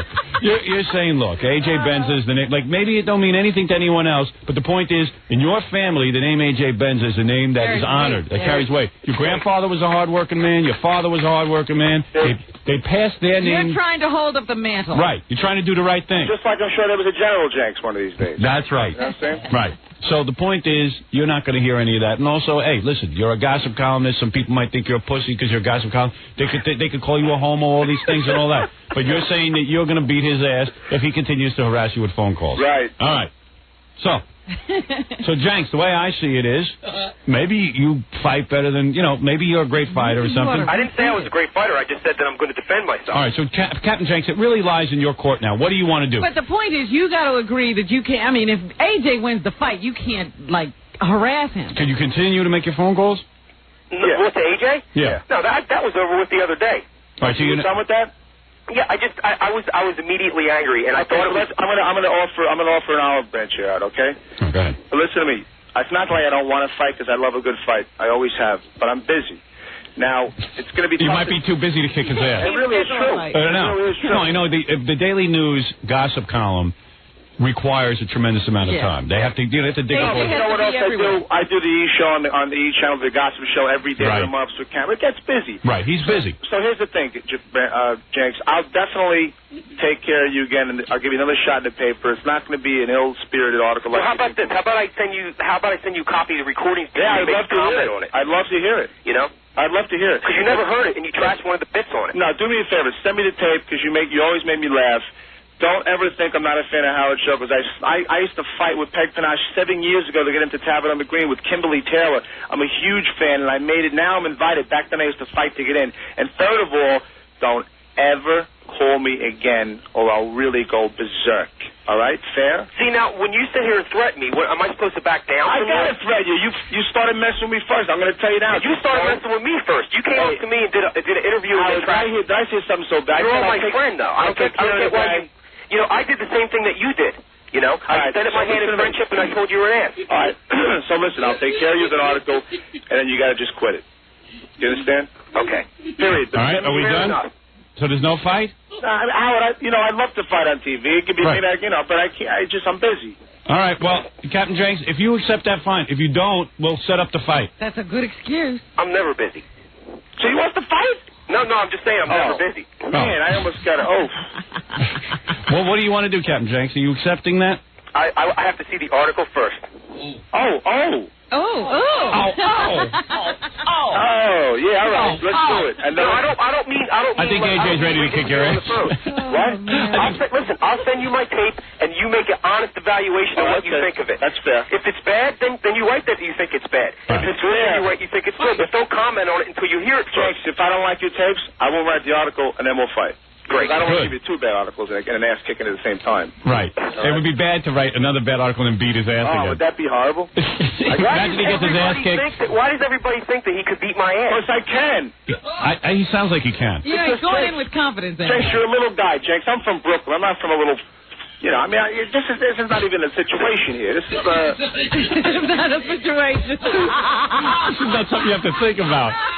He's going to beat you. He hasn't got time to work it in. Howard, there'd be two hits. Me hitting him and hitting the floor. Right. It's a raging ball. All right, listen, I could see this He'll spend more time getting to the ring here. Why don't you guys just fight? Let's just get the fight on. This is crazy. You really want to see this thing happen? Huh? I really don't. I feel like Captain James is going to... But I think you do need this. Jake, send me the tapes today. I'll listen to them, and I'll give you an honest and then we'll go from there. I promise you that. That sounds fair. All right. Does that sound good? What is it, Gary? You know, it wouldn't even be a fight. It would be almost like a human You don't know sacrifice. that. Jenks is saying he's got something up his sleeve. It better be like a crowbar. I am merely expressing to you that if I'm put in front of a position where I have to fight, I will defend myself. I think that's... I never said I was Superman. No, I agree. I never said I was from Brooklyn and I could do this and that like he is. No, I'm just telling you that if I have to fight, I'll defend myself. That's honorable. I like a guy like that. All right. So here's the way I think we're going to leave it for now. AJ is going to get a copy of Captain Jenks' tape. This is the options. AJ will listen to the tape. And then decide. Now, if AJ hates the tape, AJ says, look, I'm going to spare you another bad article. I'll just beat you. I'll just beat your ass. All right? I'm going to beat you up in the ring. All right? Is that right? Is that fair to say? Right. Now, if you do like the tape, you're going to write a good article, expressing that you like the tape. Right. And you're not going to beat his ass. Unless he calls and starts mentioning your name again, then he's going to get an ass beating. Right. All right. Jenks, are you amenable to all of this? I'm amenable, Howard. I just have one quick question. Yeah. AJ, height and weight? How tall are you? I'm 5'11" and 200 pounds. Jenks, height and weight? I'm 5'3" and 137. I would love to see this fight. This is better than Stallone and Geraldo. 5'3", 105. So there you go. Your girlfriend can beat up Jenks. You wouldn't hit your girlfriend. No. Because you might hurt her. No, guys like AJ don't hit girls. No way. No way. No, you just beat. No, I'm just saying you wouldn't even hit your girlfriend, anybody that size, because you'd be doing so much damage to them. Exactly. Wow. All right. Yeah. All right. Well, okay. So, Jenks, you get that tape out. I'm putting it in the mail right now. All right. Call me. Listen, Jenks, call me at the office today. I'll give you the address. I think you got my number still, right? Yes, of course. Of course you have my number. This guy's got everybody's number. Right. Yeah. Okay, AJ, thank you. Captain, thank you. Hey, Howard? Yes. I think that's something that most people need to really think about for a moment, the fact that it can be cured. We have a caller on the line, Julie. Let's go to the caller. From Philadelphia. Go ahead with your call. Hi, a couple years ago, my girlfriend was diagnosed with breast cancer, and it caused a lot of problems in our relationship. And about 3 months ago, or 6 months ago total, she died. I'm sorry. And it was undetectable, and this is hard for me. And it's been very upsetting to me, and I think that the main problem with the diagnosis of the breast cancer was... I'm sorry. That's all right. Was that she wasn't a Howard Stern fan, and I was very upset. All right, that's obviously a caller trying to evoke our emotions for one reason or another. Some psychological reason. Breast cancer. Oh, man. Boy, was that interesting. Yeah. Guys crack me up. Yeah. Well, hey, men have to defend the name. You know what I'm saying? So wacky. Yeah. I kick your ass. Bravado. I love bravado. As long as I'm not involved. I kick your ass. That fight would last 30 seconds. Yeah.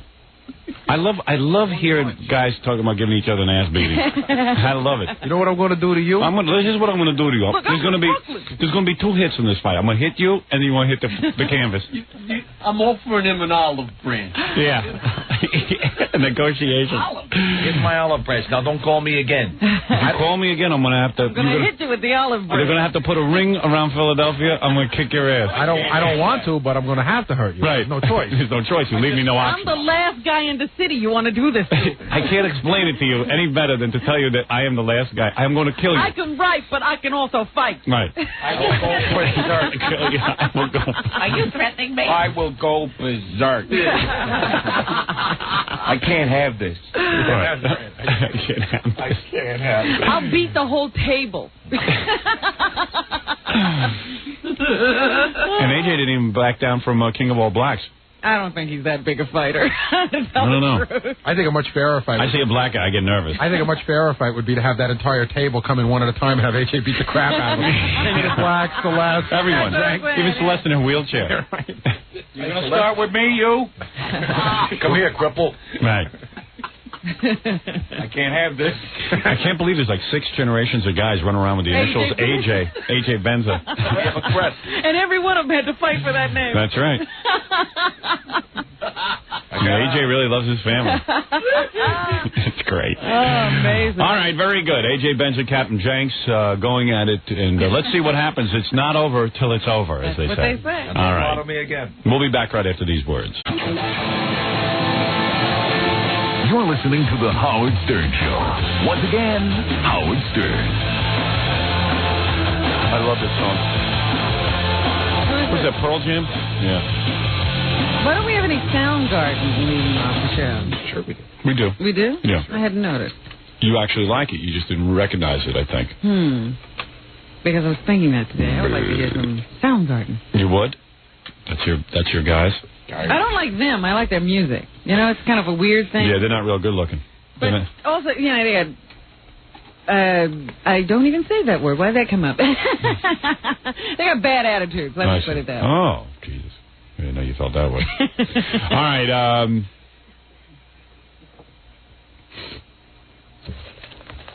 Okay. Hey, I don't know about you, but I think that all of this Newt Gingrich stuff with the book, I was going to talk to you about that today. Yeah, I think it's a lot of I understand. Smoke screen. Yeah, I think they're wasting a lot of time with that. I think all politicians accept money from all different interest groups. You know what? There should be a set of rules that are set down that are very specific. I agree that it's really bizarre that, Newt Gingrich would have a meeting with Rupert Murdoch and he'd offer him $4.5 million for a book because whatever. But then once Newt said, okay, look, I'm not going to take the $4.5 million. I'll take $1. I'll work off the, off of how many books I sell.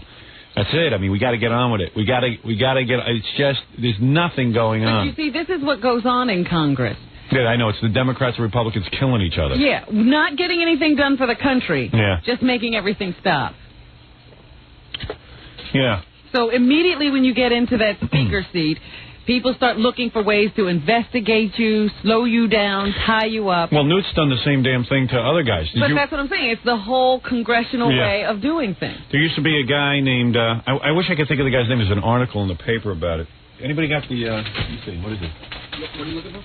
I'm not sure. It's either in the Daily News or the Post. I'll find it. This guy said, guess where these quotes came from. Did you read that article? No. This is pretty cool. Anyway, I kind of think some of the things Newt's up to are pretty cool, like getting rid of the FCC. He said, wait a second, you don't need an FCC. Oh, I like him now. Yeah, why do we need an FCC? He says, let's back Newt. Even when it comes down to obscenity and stuff, okay, if some broadcaster is obscene, let the local courts take them to court and let's have a trial. I mean, that's all I've ever maintained. If you think something... What is obscene? All he's doing is talking. Yeah. The FCC, by the way, won't even allow our case to go to court because they'll lose. But tell me what you could say that would be so obscene. Oh, because we said penis. That's right. Nobody's ever heard of that. My 2-year-old knows penis. I might not like what you're saying. Yeah. But it's not obscene. I don't know. Everybody's uptight with the penis. You hear that penis, it makes me nuts. Yeah, I don't like that. Unbelievable. I wish I knew where the editorial page was. Oh, it was an editorial? Oh, here it is. Okay, here's some quotes from a guy. Guess who said these things? He's the most corrupt speaker in the 20th century. This is from Sandy Grady's column. I'll just keep pounding and pounding on his ethics until the media takes it up. We have overwhelming evidence he's a genuinely bad man. His money laundering book deal, he's a genuinely corrupt man. This is Newt Gingrich talking about Jim Wright, former Speaker of the House. Right. I had heard stuff about Jim Wright and Newt Gingrich being said in the news, and I didn't know exactly what he had said about Jim Wright. His money laundering book deal. Mm-hmm. But that's what I'm saying. It has nothing to do with this being a particular attack against Newt Gingrich. It's whoever's in power, the opposition does the exact same thing to them. And Newt's done the same thing. But anyway, I mean, I just figured... And that's why the country doesn't work. Yeah. Why he thought he could do all that to someone else, and once he got in power, it wouldn't happen to him, I don't know. Well, because everybody thinks they're clean until somebody starts examining them. Right. I mean, once you... In fact, I heard some of the guys on those weekend news magazine shows saying that that's the biggest shock to all these guys. Newt Gingrich has never run an election for any more than some little district in Georgia. Yeah. And then he gets this national forum that comes with a national spotlight. And it blows you away. And they're never ready for that kind of scrutiny. As someone who lives his life in the spotlight, meaning me, I see it all the time with me. Mm-hmm. I got people doing all kinds of wacky stuff to me. Yeah. I mean, it's and just wild. It's like a blow that you don't see coming. Mm-hmm.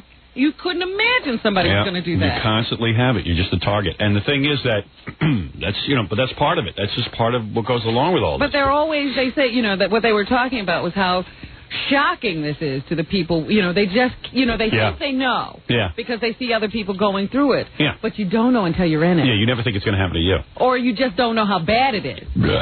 Right.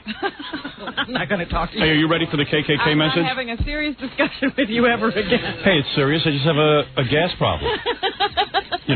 Try to be sensitive to my problem. Let's, You want to do KKK? Yeah, here's Daniel Carver's message. This is, I better get to it this week because I've been threatening to get to it this week. This is Daniel's... He's probably got a new one in the pipeline for Black History Month. Yeah, well, this is Martin Luther King. Of course, it was Martin Luther King's birthday a couple of days ago. So this is his Martin Luther King... Message. Plus, it's a real long one, too. There's about 3 minutes on Martin Luther King, and then he kicks out with about a minute on OJ? On OJ, yeah. Rips into OJ. Wonder what his take is on the trial. I think I can guess. OJ's a filthy, dirty, stinking nigger animal. What do you expect? And what do you expect? Yeah. That would be pretty much his explanation. No OJ innocent here. Right. I mean, that could be surprised. He's not going to surprise us. Right. One thing about Daniel Carver, he is consistent. He was saying this about OJ in 1985 before this. Right. That's what he was doing. Wake up, white people. This is Daniel Carver. This is 1995 now, and this is the year that some filthy nigger leaders have promised us a race war. They said that in 1995 they would put Black Panthers on top of all tall buildings, and these jungle half-ape niggers would shoot anybody that's not black. The goal of these filthy niggers is to kill the white men, rape the white women, and make slaves out of our white children. These wild, bubbled-up niggers talk stupid. Wild what? Bubble-lipped. Oh, I think it bubbled up. No, bubble-lipped. Wow. Oh, man. That's a new one. We should ring the bell. He has help writing this. Well, that's what Gary and I were talking about during the commercial. Do you think that this is even written? Or Absolutely. Do you think? I think some of it's extemporaneous. No. I do. We have talked to Daniel. He Yeah. can never do a message like this extemporaneously. Well, I think he could. We have asked. I think it's half written, half extemporaneous. Go back to the tapes, Howard. Every time you said to Daniel Carver, give us a message today, he sits there and goes, well, just don't like niggers. No, I don't agree with that. I think Daniel could come up with something real quick. I think that you better go to the tape. Yeah, I bet you if we called Daniel right now, he could break into something. You told him to write something already. No, I didn't. They might can run faster than a human can, and their skull is so thick you can't hurt them by hitting them in the filthy head. And they can run and jump. A matter of fact, a nigger can do anything that a monkey can do. But when it comes to the race war, these niggers will be defeated in no time, even though our military is over 50% nigger and getting blacker every day. It shouldn't be very hard for a few white people to take the military back if I can just get the white people to wake up. He's like shaking white people. Wake up. For God's sakes, if you wake up. We can get the military back. Right. We don't even have the military. He's pleading with us. Yeah. When the white people wake up, these filthy niggers and stinking Mexicans will be jumping in the ocean trying to get back to their own homeland. We should animate his message, like have blacks and Mexicans jumping into a water swimming real quick. January, we will be hearing so much about Martin Luther King that we'll get tired of it, because all we're going to be hearing from the news media is a bunch of filthy lies. Here is some truth about Martin Luther King. His name was not even Martin Luther King, it was Michael Coon. Martin Luther. Is that right? His name was Michael Coon? Michael Coon? Yeah. I never heard that. Is that right, Jackie? Yeah. Well-known fact. Yeah. Hey, Jackie's among the converted. Mr. Coon was a member of over 60 Communist Front groups. J. Edgar Hoover said that Martin Luther King was the most notorious liar in the country. Ralph Abernathy, who was Martin Luther King's best friend, said that Martin Luther King slept with at least 2 different women on the last day of his life. Wow. And a third woman was severely beaten by Martin Luther King for refusing to give him sex. Ooh. Wow. Mr. Nonviolent? Jeez. Well, not when it comes to... I don't know if I can take Daniel's I don't know. word Yeah, for I don't know where he's things, getting these facts. Let's from A.J. Benza. How do you talk about A.J. Benza will kick your ass, Fred. A.J. Benza. That's I can't have this. I can't have this. I can't have Fred saying A.J. Benza. I can't have this. I disgrace my name here. And on February the 20th, 1968, Martin Luther King had to flee from Los Angeles, California, because a dentist was trying to kill him for having sex with his wife. Wait. Back that one up. What was that? Some dentist was trying to kill Martin Luther King for having sex with his wife. Wow. Shadow Coretta Scott King was talking to lawyers about divorcing Martin Luther King when he was shot down in Memphis, Tennessee, by what most people think was the FBI. But after he was killed, she begged the federal judge to seal his records for 50 years so no one would find out the truth about him. She's now making millions of dollars off of his name, even though he was only a communist, sex pervert, filthy... You know what? I read somewhere yesterday that Coretta Scott King controls all the speeches. Yes, that was in a column that was in the paper yesterday. Not only that, I wanted to talk to you because I heard the most incredible thing. They're arguing with the Park Service down in... Where is he from? Memphis Georgia? or something? No, it's Georgia. Memphis. Oh, Elvis. Elvis was in Memphis. Yeah. That king was in Memphis. Yeah, they're arguing with the Parks Department. Yes, because the Parks Department thinks that there should be a museum at the home site or birth site of Martin Luther King, and the family, I heard, wants to put up an amusement park. Like Dollywood. Yeah. You could hang out at Martin Luther King's backyard and ride on trains and stuff. Yeah, we'll have a nice big roller coaster back. Yeah, well, I don't know, this article I was reading, I don't know if it's true or not, but they said that if you even want to reprint one of Martin Luther King's speeches, if you want to write a column about that he was a good guy or something, and reprint one of his speeches, that you got to get permission from Coretta Scott King? Yeah, she runs roughshod on everything. Isn't that stuff public domain? No. No? I guess not. But he also had left some papers to a university, and she's trying to get those back. She's fighting for those. Control freak. Yeah. We should set up like a Six Flags Great Adventure over at Martin Luther King's house. You stinking nigger.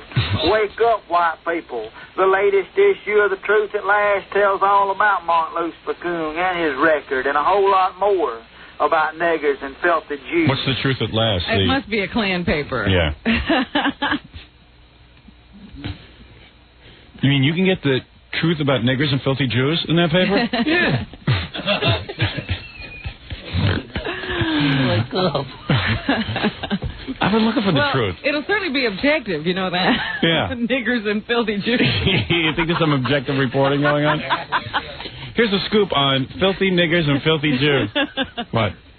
Coming up any second, Daniel sets the record for the longest string of nasty words he's ever used for blacks. All right, let's look forward to that. As Daniel does his greatest string of nasty words from black people. He's going to break a record. 11 seconds long. Wow. People, I'll send you the latest issue of The Truth at Last for $3, and you can read it for yourself. Now in the news, Coretta King is fighting with the federal government again about the King Center in a nigger town, Atlanta. Coretta King has even stopped the federal government from giving tours through Martin Luther King's old home place. She's made millions off of this communist pervert's name, but just like all other filthy niggers, she still ain't satisfied, and no nigger ever will be. Even if these filthy, stinking, ugly, watermelon-eating, fat-lipped, wide-nosed, kinky-headed, thick-skulled, wild, half-ape jungle niggers were to win a race for her, they couldn't stand for another nigger to be their leader. So this land that God gave us, the land that flows with milk and honey, would turn into a wasteland of filthy, stinking, starving niggers. So what he's claiming is, even if the black people took over, they wouldn't be able to run the country properly. No, he's saying they wouldn't let another nigger run them. Oh, really? Oh, comparing it to, like, Idi Amin in Africa or something like that? Yeah, they couldn't stand to see... Right. Got it. Just trying to understand, that's all. Trying to get the truth. I see the trial of O.J. Simpson is about to get started in January. I'm sure we'll see plenty of this crap on TV. O.J. Simpson was never a real hero before he was really unknown to most white people, and anyone who did know of him only knew that he could carry a football and run with it. People, what really made O.J. Simpson a famous hero was when he cut that white slut's head half off, and the faggot that she was with. Any white slut who would lay down with a nigger or any faggot deserves this same treatment. Oh, my goodness. Wait a minute. Why is he calling him a faggot? I don't think there's been any evidence whatsoever. None. Zero. But, you know, that's Daniel. And to call Nicole a slut. Right. Well, that he has an explanation for. The faggot thing he has no explanation for. He was a whiter. He was like, well, you know why? Because he was Jewish too, right? Right, but that equals faggot. And he had an earring. Right. He had an earring. And he was a model. Yeah, right. I'm getting suspicious. Meanwhile, he was getting more girls than anybody. A woman who lays down with a beast should be put to death, and the beast also. And a man who lays down with another man, as with a woman, should be put to death. This is according to the Bible, people. People, I got a list of several souvenirs that I sell to people. Right into the Yeah. Something wrong about that. Just like Jackie. Without a break. I understand why he hates Nicole, because she laid down with filthy niggers. Mm-hmm. Beast. Excuse me, Daniel. But why hate Ron Goldman? I mean, well, he is Jewish. He's gay. Oh, he thinks he's gay, but there's been no mention of gayness. Not to my knowledge, but Daniel obviously sees the truth. He sees through that charade. I'm just always amazed when a guy can twist the Bible into making murder okay. Yeah, I know. And he does it. That's cool. Well, a lot of priests do it with abortion. It's a loophole. People have been doing it for centuries, Howard. Machine and his phone bill. And if you'll send me $3, I'll send you a list of these souvenirs. Wake up, white people. Wake up. Wow. Powerful message, huh? I'll send you $3. Kill, slut, rape, faggot. Jet black, and now my bunny. souvenirs. Jet black, jungle bunny, jigaboo, spear chucker, swamp guinea, elevator operator, big bubble lip, woolly-headed beast. No, that's not a guy. That's typical. It's just that he could segue right into souvenirs from telling people that they're dead and that's good. Wake up, white people. Wake up.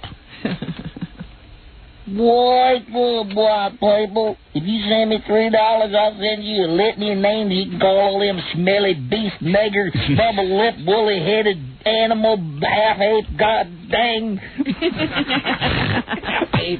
Half-ape. There's no way he can remember all those without writing them down. No, that's written down. That's rehearsed. No, stop it. You have no faith in Daniel. None, you're right. I think somebody baboons wrote the whole thing for us. You know, as wrong as the message might be, the guy is a hell of an orator. You got to admit. I think they rehearse him. I think he's being put up to this. I think that you think by the FBI. I think you think there's way too many people involved. I think it's just Daniel and his tape recorder. Dixie cups and a string. That one convinced me. His name wasn't even Martin Lucifer Coon, people. It was Michael Coon. Daniel sits in the house all day watching cartoons. How's he going to find out about Martin Luther King? He knows a lot of stuff. All right, Daniel Carver with his Ku Klux Klan message. The niggers are so black they urinate oil. People, wake up. Listen to me. People. All right, let's take a break and we'll be back right after these words. You're listening to The Howard Stern Show. 97.1 The Eagle. 8:29 at The Eagle. This is Brad Baxter. It's 8:35 at 97.1 The Eagle. Howard, Harleys, and pure rock. 97.1 The Eagle. It's the Howard Stern Show. Let's get him. Howard. Yeah. Come on, everyone. Take that. Take it.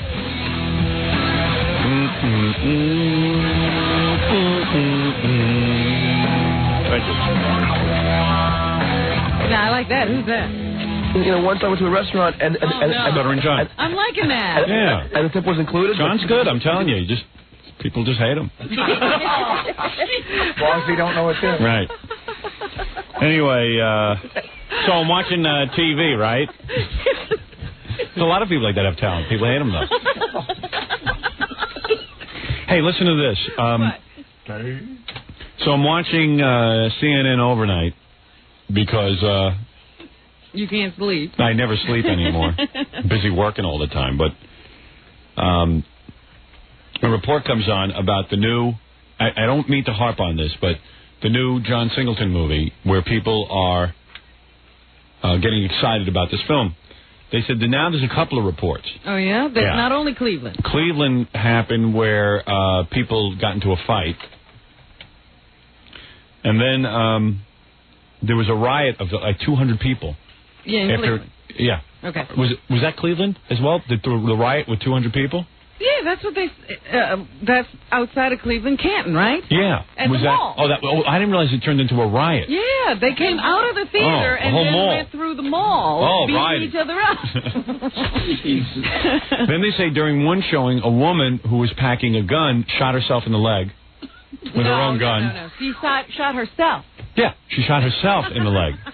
Or the foot, something like that. Oh, my goodness. And then they said there was also now a drive-by shooting in front of the theater where it was showing. I did read about that. Yeah. Yes.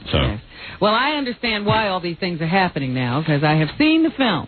Yeah. And I myself wanted to hit somebody. Why, does the white man look really evil in it? No, this movie is so boring. Oh, is that what it is? Nobody's paying attention to the screen anymore. Oh, I see. It sucks. This movie sucks, and I got up and walked out. Oh, so in other words, the black people are going, there's no karate, there's no action. Nothing to get off on. You don't even hate the white people. You would if you could pay attention. Right.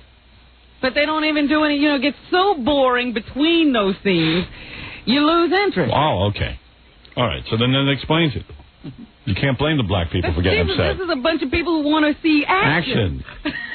I thought we were going to see a good movie about killing white people. Stupid white people. You know how few movies I have ever walked out of. I walked out of that. Wow, not bad, huh? Yeah, and I would. I wish somebody was sitting next to me so I could get into a fight. More boring than the Janet Jackson movie? Yes.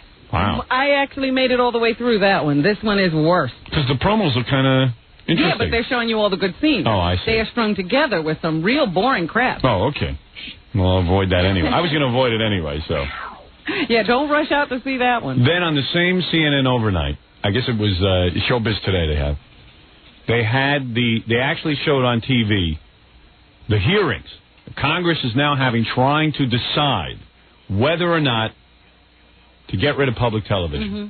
Which I want public television gone. I don't understand the concept of public television. It irritates me to no end that there's 285 million. I got to think there's more than 285 million going into that. That seems like a low price. A paltry sum. Yeah. I mean, they can't even run this radio station for $285 million. But anyway, So they but had at $285 million. I understand why it's so bad. So, of course, I told we were talking yesterday how every time they try to get rid of public television, like Shari Lewis or some yente goes up there with her stupid puppets and starts talking to the congressman. Yeah. Well, this time it was a Democratic congresswoman who's sitting there saying, Mr. Chairman, and she had two big Bert and Ernie puppets on her hands, two little hand puppets. I swear to God, because we had this discussion yesterday. She had two little puppets on her hands, and she was like, Mr. Chairman, I would like you to meet Bert and Ernie. Oh. And I was just like, what are we, retards? She goes, is there anybody here who can tell me they want to cancel Bert and Ernie? And I'm a mom, and I know I love Bert and Ernie. And do you want to be the person responsible? So, public television has boiled down to this one stupid show. We gotta support it 24 hours a day, so somebody can have an hour of Bert and Ernie. Yeah, so we have an hour of Bert. I say, you know what? Why don't you let them release that crap on videotape like they do with Barney, and be done with it? That's it. You can get Bert and Ernie. Yeah. I'm watching this. I said, there's only one thing to do: get rid of public television and take this woman's children away. What do you think of that? That's what I would have stood up and said, but nobody lets me go to Washington and say these things. I say, come here, lady. I'm an adult. I am not going to sit and watch you with a Bert and Ernie puppet. I heard the argument that poor children won't have anywhere to learn their ABCs. Yeah. Poor children aren't learning ABCs anyway. Yeah. So I got to spend $285 million so Bert and Ernie can have a home, and Charlie Rose, who seems to be unemployable in network television or any kind of commercial television, can have a home. What is this? So Dick Cavett can do The one shows. thing I will miss is all those wonderful gay shows that teach us to be more sensitive to the homosexual. Yeah. Gay shows. Yeah. Because that's what they seem to have. Yeah, gay shows. Yeah. We have channels with insects and channels with gay shows. But you know what? Oh, my. I say if the public wants to see this stuff, someone's going to put it on the air because there's a way to make money out of it. And I know there are people who say, hey, not everything has to make money. Hey, fine, but why do I have to pay more tax money? And I know there's some guy sitting there, it's $285 million. There's so many other things they could cut. Why do they have to cut public television? Hey, you got to start somewhere.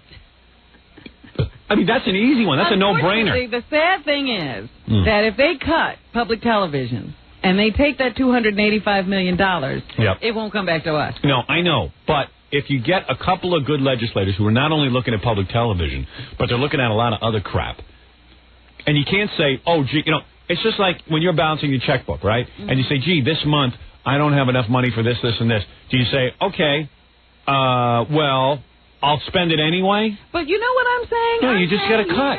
That if I look at my budget and I say, you know what, I have to cut some spending so that I can save. Right. I actually see the money go into my bank account. Yeah, well, the point is, it's got to start somewhere. And this is a great place. Bert and Ernie, I got to worry about. Well, I told you about and you know what? Sesame Street will continue. Believe me, it will continue.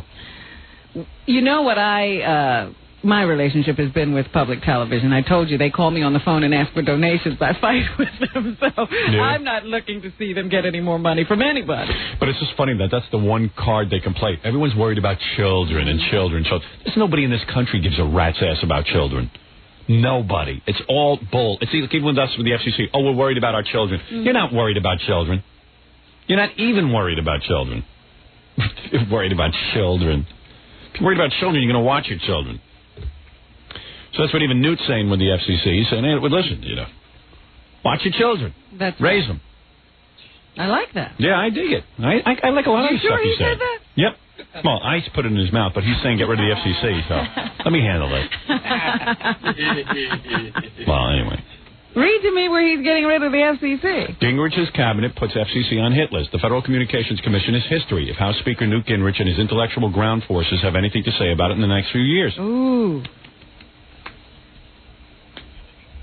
They want to make the FCC obsolete. And it doesn't mince any words about it either. And the new climate that has descended on Washington, this is no idle threat. The FCC had better pay close attention. The issue is also crucial to the high-tech community in Washington, which is now second only to Silicon Valley in the number of high-tech firms it has there. And let's see, what else he said.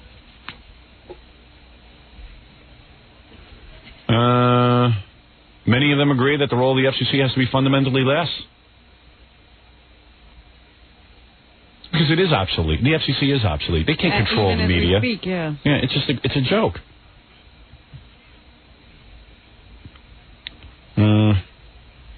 No, you've read me enough. Yeah, you don't need any more, do you? Good for me. Yeah, I'm just trying to look for... Okay. Anyway, so that's that. Hey, Gary, where's that lady who wants to yell at me? Where's Fafa Foley? Isn't there a woman from public television who wants to yell at me? Right? Yeah. But, of course... We have a hearing here today, folks. Fafa Foley. What happened? She'll be back. She went out. She's gone for the next 15 minutes. Oh, all right. We'll put her on when she calls in. She's a member of the a 27-year cast member of Mr. Rogers' show. Oh, good. Excellent. Yeah, I mean, you tell me where Mr. Rogers would have a job if it was a... You know what? I'm going to tell you something. Kids television is great. I know kids. Kids cannot watch Mr. Rogers. I've had 3 daughters who all grew up watching public television. Because I try to see that stuff, and I say, this is for children who can't get up and turn the channel. Yeah, it absolutely is. My 2-year-old will not look at Mr. Rogers. I'm telling you that kids as early as 2 will not watch it. You say, well, it's for older children. My kids at any point would not watch Mr. It's an unwatchable show. It is torture for children. They Even can't... that one where Ringo was reduced to a little conductor. Oh, good. Didn't work. They switched in with George Carlin. Yeah. They got rid Terrible of it. Show. But you know what this woman has to say, Howard? This will just whet your appetite. Yeah. She says that actually you and Fred Rogers, have a lot in common. You're very similar people. Yeah. You're honest and you tell it like it is. No, I don't think so. I know my kids are frightened of Mr. Rogers. I thought you meant she thought Howard was scary. Yeah. My kids would not... I mean, and personally, I know Mr. Rogers might be a decent man and all that kind of stuff. I wouldn't leave my kids alone in the house with Mr. Rogers. If the paper came out tomorrow, and we think he's a nice guy, and they said there were 50 kids buried in his basement, would you be shocked? Nope. No. Nope, not at all. And I don't think he's done that. No, right. I'm not saying he did it. But I wouldn't be surprised. Yeah, you would just say, okay, Mr. Rogers went off the deep end. Always knew there was something wrong with that guy. Like, Mr. Rogers, I mean, my kids reject him. Even that interview he did with Stuttering John. Yeah. Very strange. Would you? Would you? These were not normal reactions. Would you? In my opinion. Right. In our opinion as psychiatrists. You should play that. Too lazy to go get it, though. Hi, you're on the air. Hello. Yes. Yeah, I'm calling about Robin's comment about the higher learning movie. I'm a white guy. About the what? Higher learning. No, I don't want to talk about higher learning. One quick question. Robin, you're the one who said Last Action Hero was the best movie you ever saw. Look. So go see it. So go see it. I'm not going to talk about higher learning anymore. I'm spending way too much time on movie theater conversations. Miami. Yes, sir. How you doing? Yes, sir. Hello? Are you in the military? Am I in the military? Yeah. No, why? I mean, yes, sir. Oh, that's just a bad habit my mom ingrained into me, I guess. I was just going to tell you about something. I had a chance to work overseas, and I was in Africa, down in South Africa, in Botswana. Uh-oh. And I had a chance to see a movie or go to their version of a movie theater. Uh-oh. I bet you in South Africa, everyone's under control. I bet you don't see black guys going nuts in the movie theater in there. Well, they don't go to movie theaters with white people. Oh, they don't? Not where he was. And right. This was a township. Well, I'm kind of Latin, so I guess I managed to fit in there. But they let you go in the movie and know you're Latin? Well, I guess I was dark enough, and there wasn't any light out. So, yeah. See, the movie theaters there are in the open air. They don't have enclosed buildings for them. Great country. You just sit on the ground, and they project the theater on a makeshift kind of curtain. A sheet or something. On a sheet. Yeah, exactly. Yeah. Is that because they're afraid everyone will shoot the screen? Well, no. All right. Yeah. So tell me what happened. Well, in the middle of the movie, we're watching Star Wars. Now that's a recent release for them. This was about 2 years ago. Yeah. So we're watching it, and all of a sudden, a rhinoceros comes running right through the whole area. I mean, it was bedlam. I mean, this is the truth. This is the truth. And I'm sitting there, and I'm running for my life, and I find out that's pretty accurate. So what you're saying is, is it better to be attacked by a rhinoceros or to go to one of our movie theaters where you're attacked by guns and nutcases? Well, I'll tell you, it's more... Or is it a toss-up? I bet you were safer than those people in Canton who rioted because they just saw higher learning. I bet you there were fewer injuries. Yeah. Only one rhinoceros. Well, anyway, I just thought I'd tell you. All right, thank you. That's a good story. Thank you. Orlando, you're on the air. You know, we take our things here for granted. We do. And we complain about our theaters. Hi, you're on the air in Orlando. Hello? Yes. All right, I don't have time if you're going to keep the radio on, and I got to go through all that nonsense. I'm a busy man. I'm a very important man. Yes, sir. All right. I just called to say I agree that they ought to do away with that public television. Of course. They need to put stuff on like, fit people in the electric chair like OJ. Yeah, well, put that on pay-per-view. All right, thank you. Okay. All right, there you go. That's right. Very articulate young man. Sounded like Tom Thumb, didn't it? You ever see that movie? Little midget, no bigger than a pinky. Oh. Hey, yeah? Yeah, I think we ought to put OJ in the electric chair and put it on pay-per-view. Yes, sir.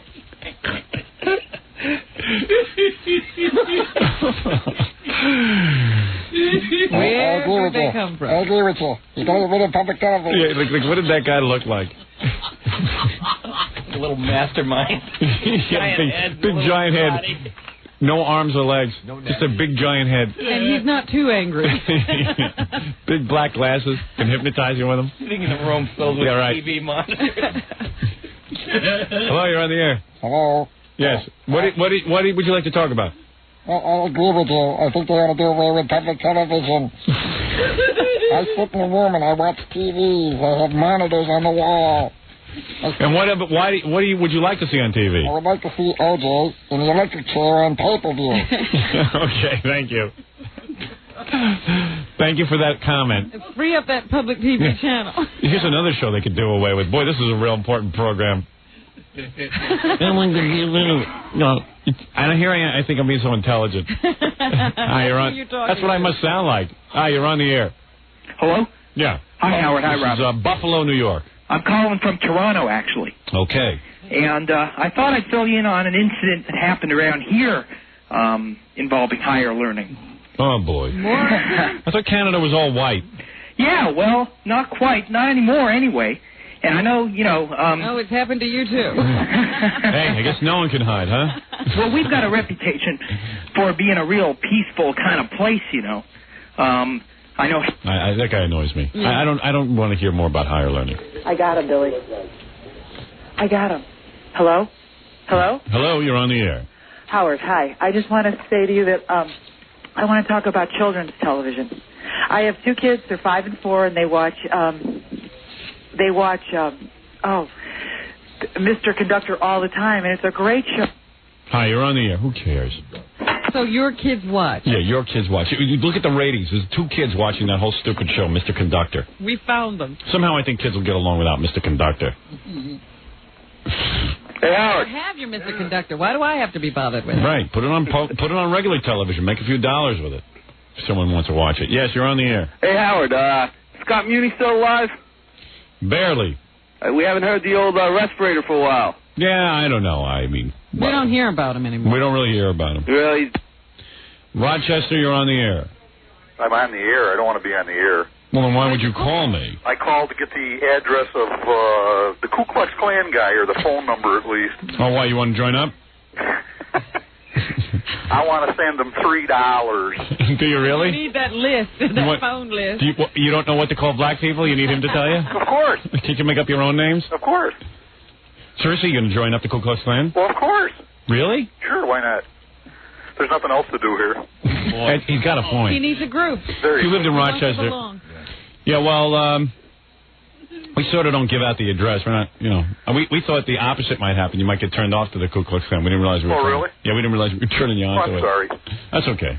Explain to Robin that all that money that we donate to public broadcasting, that's not all of the gifts. They also have private endowments. Yeah, I know. Okay. Right, explain to me like I'm a dummy, huh? Well, he's thinking of joining the Ku Klux Klan.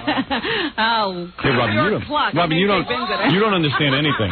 This is very true. All right, thank you. You're welcome. Don't you insult my name. Guy didn't want to be on the air, just needed some referral information. Find the KKK on your own. Yeah. Yeah, we'll leave it up to you to find them. Would you like to fight that guy on E? Yeah, come on. I'll take him on. Washington, D.C., you're on the air with the Howard Stern Show and all the gang. I'm on the air? Yes, you are.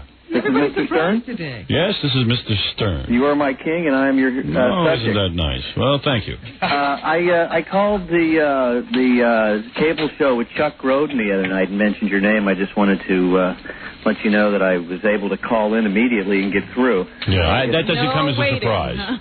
No waiting. All right. And also, I was wondering if there's any way you can give me Mr. Carver's address and your fax number. Now, tell me, why do you want Mr. Carver's address? Do you want to join the Ku Klux Klan, too? I don't actually want to join, but my wife is black, and she enjoys listening to Mr. Carver, and we live in Indiana. Right. And so I'd like to send for some of his material so I could listen. We could listen to them.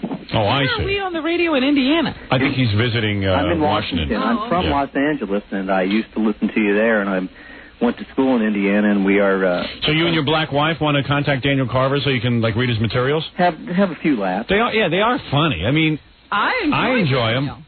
I received Bud Bongo Fiesta a couple of years ago from a friend in Los Angeles, and we had a number of our black friends come over and watch the Guess Who's the Jew, and it was a lot of fun. There you go. All right, well, all right, thank you. Is it possible to get the address? And I don't think we give it out. It's like we're sort of like we're not the clearing ground for the Ku Klux Klan. Can I get your fax We're not the number? clearinghouse. Can I get your fax number so I can communicate when I get back? Well, we try to discourage people from even faxing me because we know I'm not a good influence on people either.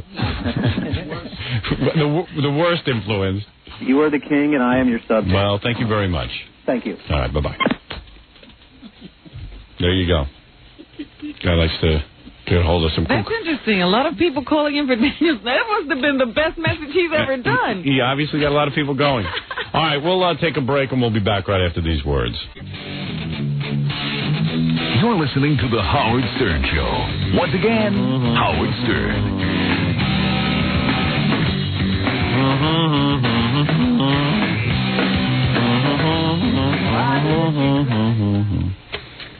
Oh, hey, Joe Collier.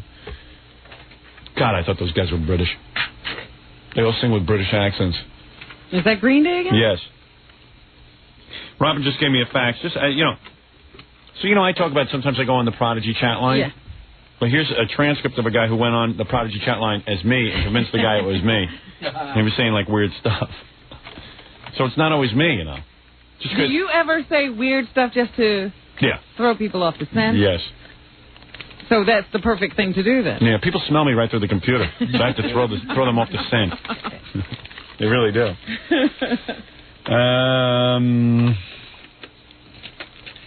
Okay. And yes, I did have 11 confirmed kills, Jackie.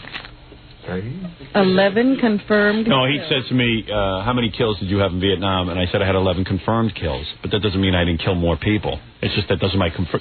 Anybody who served. They could trace Yes, you. yeah. It's like bowling. Have you ever been in a firefight? No, he doesn't. He was a draft dodger. Oh, so he wouldn't understand it. He got out on a technicality. He has bad knees. Yeah. No, because he said to me, how could you have killed so many people? How do they know? I go, well, I had 11 confirmed kills, but I don't know how many people I killed. It could have been into the hundreds. You'd imagine that you'd have killed a lot more in a war. Right, exactly. Of course I did.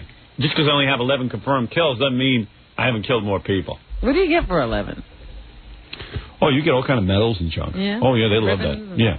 I mean, if they can find 11 people that you killed, imagine how many you killed just for them to find those 11. So, It's like ratings. Those 11 people represent X amount of people. So if you tell a guy you have 11 confirmed kills, to them that could mean like 1,100 people you killed. Yeah.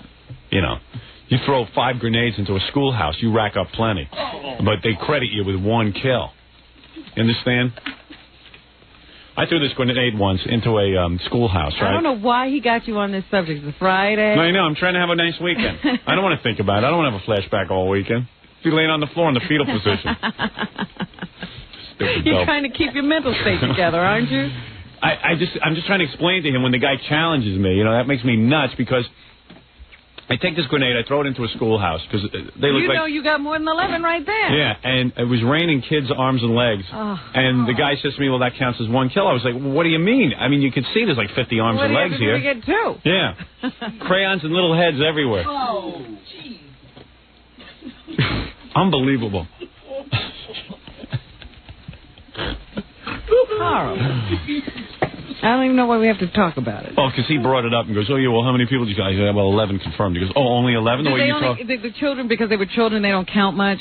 No. It counts as a kill. If it had been a schoolhouse full of... If it had been an adult education schoolhouse... or something? Yeah, it'll make a difference. All right. This just happened to be a little schoolhouse with little kids. Still Charlie. Yeah. Still Charlie. Exactly. Well, you know. Oh, God, we had to do a cleanup for 2 days. They fit into 3 garbage bags. Usually you do a kill. I'm not kidding. You usually do a kill of that size. But because everybody was almost... It was like putting everyone through a spaghetti strainer. What age group were we talking about here? Was this nursery school? No, a little older than that, I'd say. Judging by the size of the fingers. I mean, one can't be sure. Listen, it was war. I mean, people can put you down all you want. Why did you attack a school?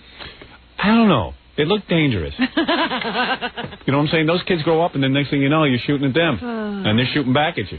Got to get them when they're young. Nip it in the bud, right. There you go. You speak the truth, my friend. No wonder those people were so angry.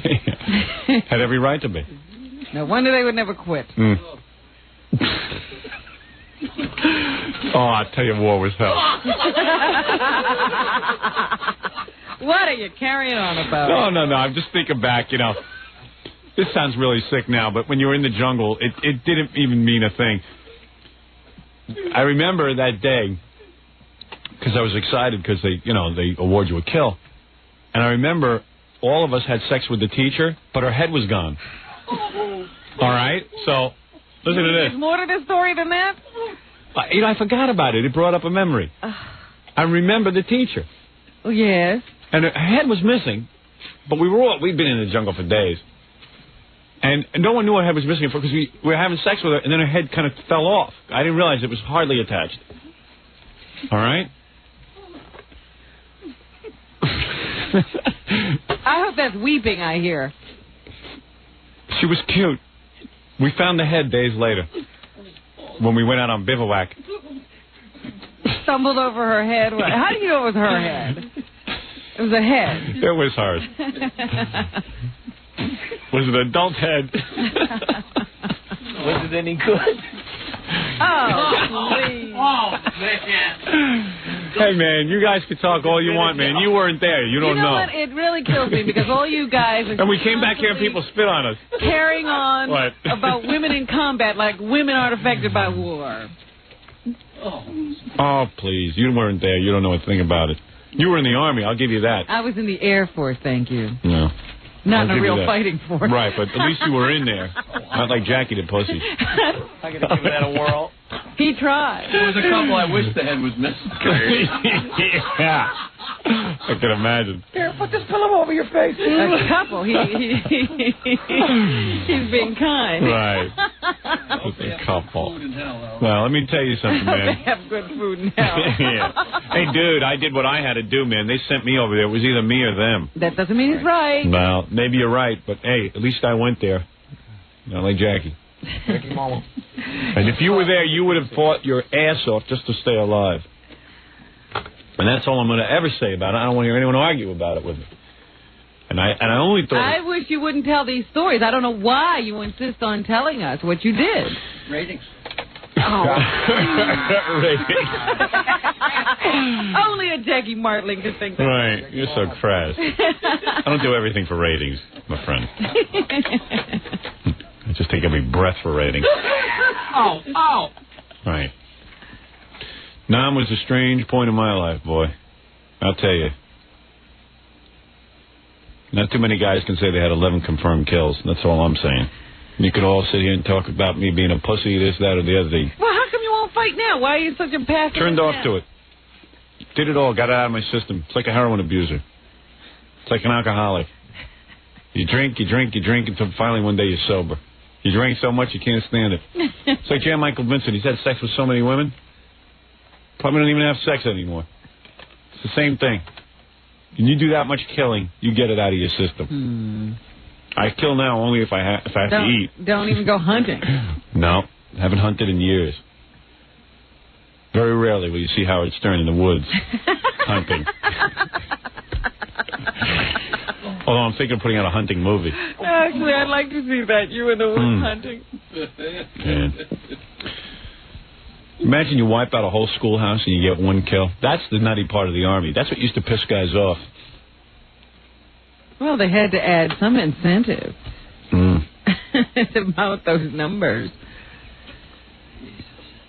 God, the fun we used to have sometimes. You never talk about, your commanding officers or anything. It puzzles me.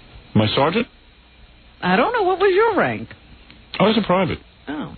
I was a grunt. They called that a grunt. Mm-hmm. My Sergeant Shriver was... Your Sergeant Shriver. Well, that was the guy's name, Sergeant Shriver. Guy was a great guy, my buddy. I saw his feet get blown off by a grenade. Did he live? No, ironically, the foot landed in his mouth and he suffocated. He would have lived. It wasn't from his feet getting blown off. It was when the foot landed in his mouth. Hey, you could laugh, Billy, but I'll kick your ass. He choked on it. That's right. That was Sergeant Shriver. Great man. I walked into a village full of gooks one time and I tied 15 of their feet together. Oh, you weren't alone. Yeah, I untied them. I buried them alive with just their feet sticking up.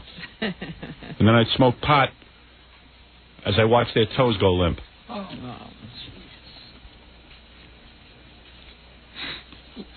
You my buddies. AJ and all of them. AJ.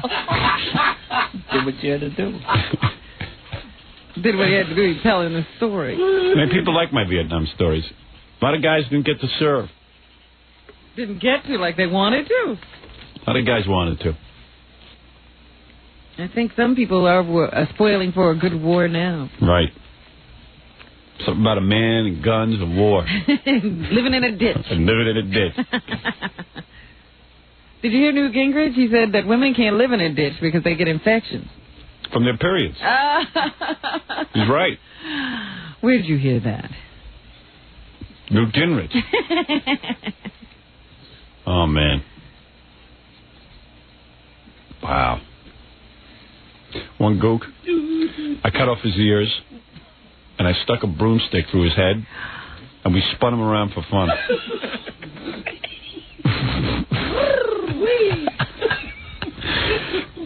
Hey, don't laugh, man. It was either me or them. I'm telling you. Well, you didn't have to be so inhuman about it. You become dehumanized. Now I'm a human being. Back then I was an animal. They make you like an animal. When there's bullets being fired at you... You blew up that school, and now you go home and you look at your children. That's what do right. you think? I think, hey, it's great to be in America. I survived. Oh, yeah. I sleep like a baby at night. Never bothers me. No guilt. I was in a war. There's a difference. Did what I had to do. Hey, on the E! Show, Saturday Night Power Hour, they're featuring the hot dog girl, Nina. Oh, really? Oh, yeah. Wow, bringing her back. Everybody. A lot of sensation. Yeah, encore presentation. Stuttering Nina, the hot dog girl, parts 1 and 2. Tonight, the final night of the birthday show. Wow. Lots of exclusive backstage going on. And don't miss Carol Shire, the Playboy police officer who dances with Marty the Midget. Yeah. And he's a full-grown man. He's got the moves. I mean, he really knows how to dance. And watch Emilio, the bridge jumper, actually jump off the stage. He will recreate. He reenacts the jumping. He didn't actually jump. The crowd goes, He jumps off the stage. Yeah. He does. Jump. Everyone's chanting jump. See what would have happened had he jumped. And then that big blowout performance as I sing Wild Thing, which we've yet to talk about. I'm sure Emilio wears a tuxedo to the post office every day. Anyway, and lots of fun tonight on the E! Show. All right? For those of you who can get it. Hey, Howard. Yeah. How much do you think Marty weighs? Did you see how easy she picked him up? Oh, he must weigh 50 pounds at the most. I mean, at the most. Danced with him. Finally, she got frustrated and just picked him up. Full-grown man weighed 50 pounds. Yeah. Picked up by a woman. Kathy Tobin told me she thinks Marty's cute. He is cute. She said she would go out with him. Hey, where's Kathy? Let's tape the date. I said, Kathy, what's going on with you? Let's set them up. Oh, please. Yeah. Let me just confirm that. She would really go out with him. She's saying. I said, Kathy, things that bad? You got to go out with a midget? She went out with her. Did she? Went out with It's her? the next logical step. Oh. Kathy, let me ask you something. Kathy, you're a good-looking woman. Let me ask you a question. You would date Marty the midget? Well, Sure, why not? Just because he's little. I'm little. You're not that little. Well, he's cute. I like the way he danced. Kathy doesn't see color or size. That's right. Really? So you would go out with him? She must be blind. I'll go out with him. Who knows? Really? You know, you never know. You would really do I'm that? curious, too. I mean, I'm curious to see what's happening, you know. So you'd even have sex with him, is what you're saying? Well, I don't know how far I'd go, but... You go far enough to see. Far enough to see him naked. Exactly. Yeah, Kathy was telling me, I think I like Marty. Wow. I said, Kathy, the single scene, it really sucks. It does. It really does. I mean, there must be slim pickings. If I'm looking at Marty, it really Yeah, does. man. Oh. You must be ready for action. He was just a sweet guy, too, you know. Did you talk to him? Well, yeah, you know, briefly, not... But isn't it like people... Not enough to get to know him. I love you. Look at this. Look at all that. What do you got there, Marty? Look at this thing. Oh, wow, look at that. Hey, put the ink on the leg. Is that your pinky? Oh, yeah. I don't know. I've always been one to, you know, try everything once. So. Really? Okay, to each his own. All right, listen, good luck to you. God bless you, Kathy. Well, you Let's call Marty and see if he's no, interested. don't, that's okay. I'll do it on my own if I I'll want know things are really bad on the single scene when I see Robin wrestling you to the ground for Marty. Hasn't gotten that bad. Hasn't gotten yet. that bad. You wouldn't go out, I mean, if you were single, you wouldn't be interested in, you wouldn't be curious. What, in a midget girl? Yeah. Wouldn't that be funny? No. I don't know. I'm not attracted to the midget not form. Howard, he's 6'5". Jackie, would you, as bad off as you are, would you go with... I actually did it with a girl that was like, I don't think she was a midget. What's a midget? She was like 4'6", and it was so weird. Because that's close to midget. It was. What was weird about it? Tell me. She was just so tiny. It was like a doll. It was like wrong, huh? Yeah, it's like a little kid. She was cute and everything, but it was... maybe she was 4'. And did she have the little tiny legs? She was itsy bitsy. I met her in a bar, and she was like... but I was fascinated, you know, just like what she's saying. Right. It's like freaks. Yeah, exactly. It's like, right. What's that? Yeah, but, I mean, I could be fascinated without sleeping with her. It's exciting, and all of a sudden... You're ashamed on some level. She was older than me and everything, but it was like... So, Kathy, would you go out on a date with Marty? Like, go to a restaurant and stuff? Show him to your friends? Yeah, would you go to a restaurant with Marty? Sure. Really? Sure. And, go to the movies and stuff? Yeah. Really? Yeah. I probably wouldn't like him after one date, because that's about as far as I get with most people. I'm so critical. Go to the movies. You couldn't hold the seat down. Yeah, can you put your date in a seat and the seat keeps flopping back up? Give him a high chair. Can you please sit in the front row? Can I sit on your lap? You'd have to sit on her lap. All right. Think how powerful I'd feel. I mean, I'm usually the shortest one in the room, so, right. you know. Yeah, you could actually really dominate. Cool. Yeah, all right. Okay, listen, I just want to know what's going on. I'm gonna work on that one. Oh, thanks. Let me that's going to be my present to you. Great. Good things come in small packages. And then you have to tell us all about it. Right. You can't get me Brad Pitt. You're going to get me Marty. Right. Could you spread them, please? I have my cross-country skis on. How about two midgets at the same time? That almost be like being with a regular guy. That's a little bit too far, I think. Two midgets. I like trying new things, but... Two midgets and like... That's like a circus. Yeah. Two midgets and a clown. All right, let's take a break and do the news. All right. Right after these words. You're listening to the Howard Stern Show. Stay right there. 97.1 The Eagle. Howard Stern mornings. You're right. All day. 97.1 The Eagle.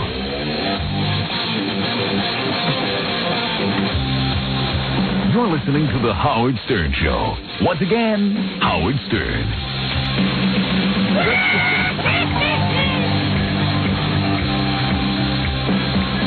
All right. Robin, it's time for news, where you tell us what's going on.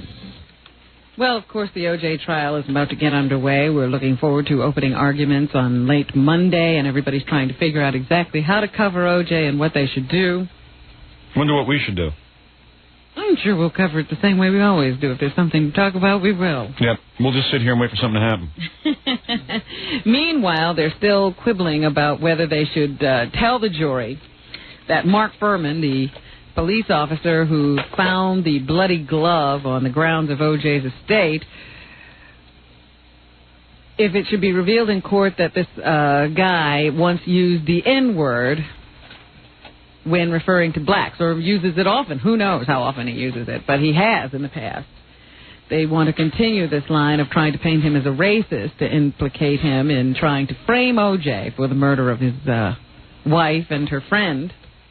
So they think if they can establish that the guy's a racist, they'll say he framed O.J. Yeah, that he put this evidence there. And he got the blood in the car. And I don't know how far they'll go with that, Right. Howard, but this is how they're starting off. All right. Well, there you go. Yeah, let's ruin another life. Let's ruin this guy's life and his family so that O.J. can be innocent of something he did. Furman's lawyer says if they want to continue in this way, that they'll be buying themselves a load of trouble. All right. Because they'll sue.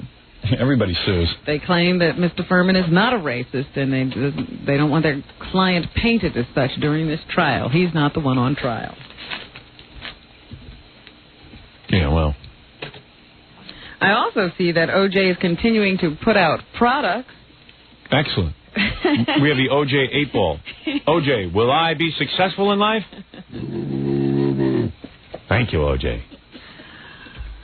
There's supposed to be an O.J. calling card. Yeah, I have that. So you can buy this prepaid card Right. with pictures of O.J. during his football days That's right. on it. And, you know, when you put it into one of these pay phones, you can get a certain number of minutes to talk. Right. Without having to put money into the phone. That's right. So the O.J. calling card.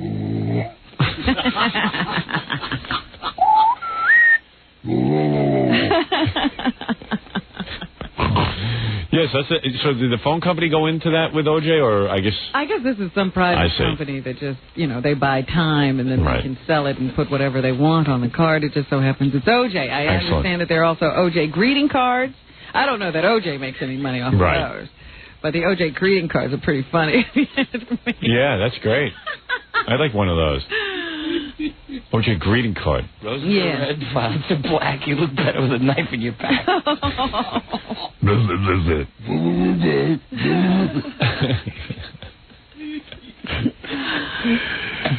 So O.J.'s looking forward to what I'm sure being able to get this case underway. You think O.J. wakes up on a day like today and says, "Hey, it's Friday. Hey, great, we got the weekend." I don't see how any day could be good when you've got a murder conviction Think so? sitting out there waiting for you. Hey, I don't have to go to court today. I mean, I don't have to go to court tomorrow on Sunday. Super, I got the whole day free. To sit in this cell. Yeah. It's on TV. No more visits from Paula. They did say they were going to start restricting some of his visiting privileges. Right. Judge Ito upset that O.J. was meeting with a writer in that room where he's only supposed to meet with his lawyers or something. Yeah, I mean, you know, I love Al Michaels and everything, but do you think O.J. really needs to have a meeting with Al Michaels? Well, So it's they about have time they looked into that. Restriction of his visitation, from what I understand. Yeah, I hear they're going to cut down on O.J.'s caviar allotment. They're getting real serious about making things tough for him in there. It's going to be like real prison after. Yeah. Oh, yeah. Just trying to think if there's anything else I know about O.J. I want to talk about today. Maybe not. All I right. can't think of it now. Go ahead. If I did. Well, let's move on to something else then. Oh, I know what it was. It was the polls on O.J. They've been doing polls again. We had polls when we first learned of the news of Nicole Simpson's death, and now they're doing polls once again as the trial is about to start. And it seems that 3 out of 4 people do think that O.J. is guilty. Wow. What was that, O.J.? Yeah. You're in big trouble. And what are you going to do about that? You don't know? Because that's got to be tough. Yeah, when you see the tide turning like that. Duh. I mean, you know. Finally, people are saying, well, gee, maybe he did it. But more men than women think O.J. is guilty. That's interesting. Yeah. You think that women would be, like, furious with the guy. Batters. But women see a good-looking guy, and they're like, hey, he's not so bad. It's the same women who marry guys in prison. You know, they're all writing him love letters. O.J., I'm standing by you. I know you were framed. Thank you.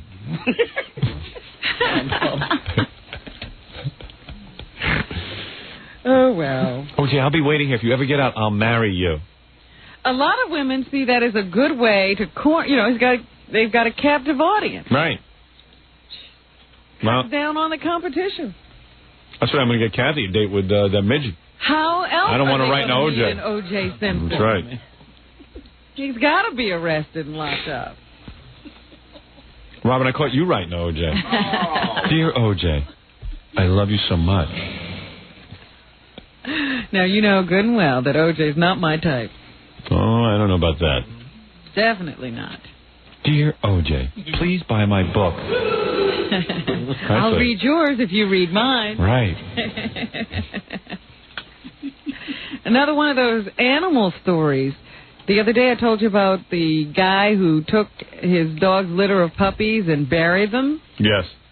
Well, this time we have a story about a mother mutt who saved her little litter by going to some guy and getting the guy to follow her back to where her puppies were. Well, you know what it was?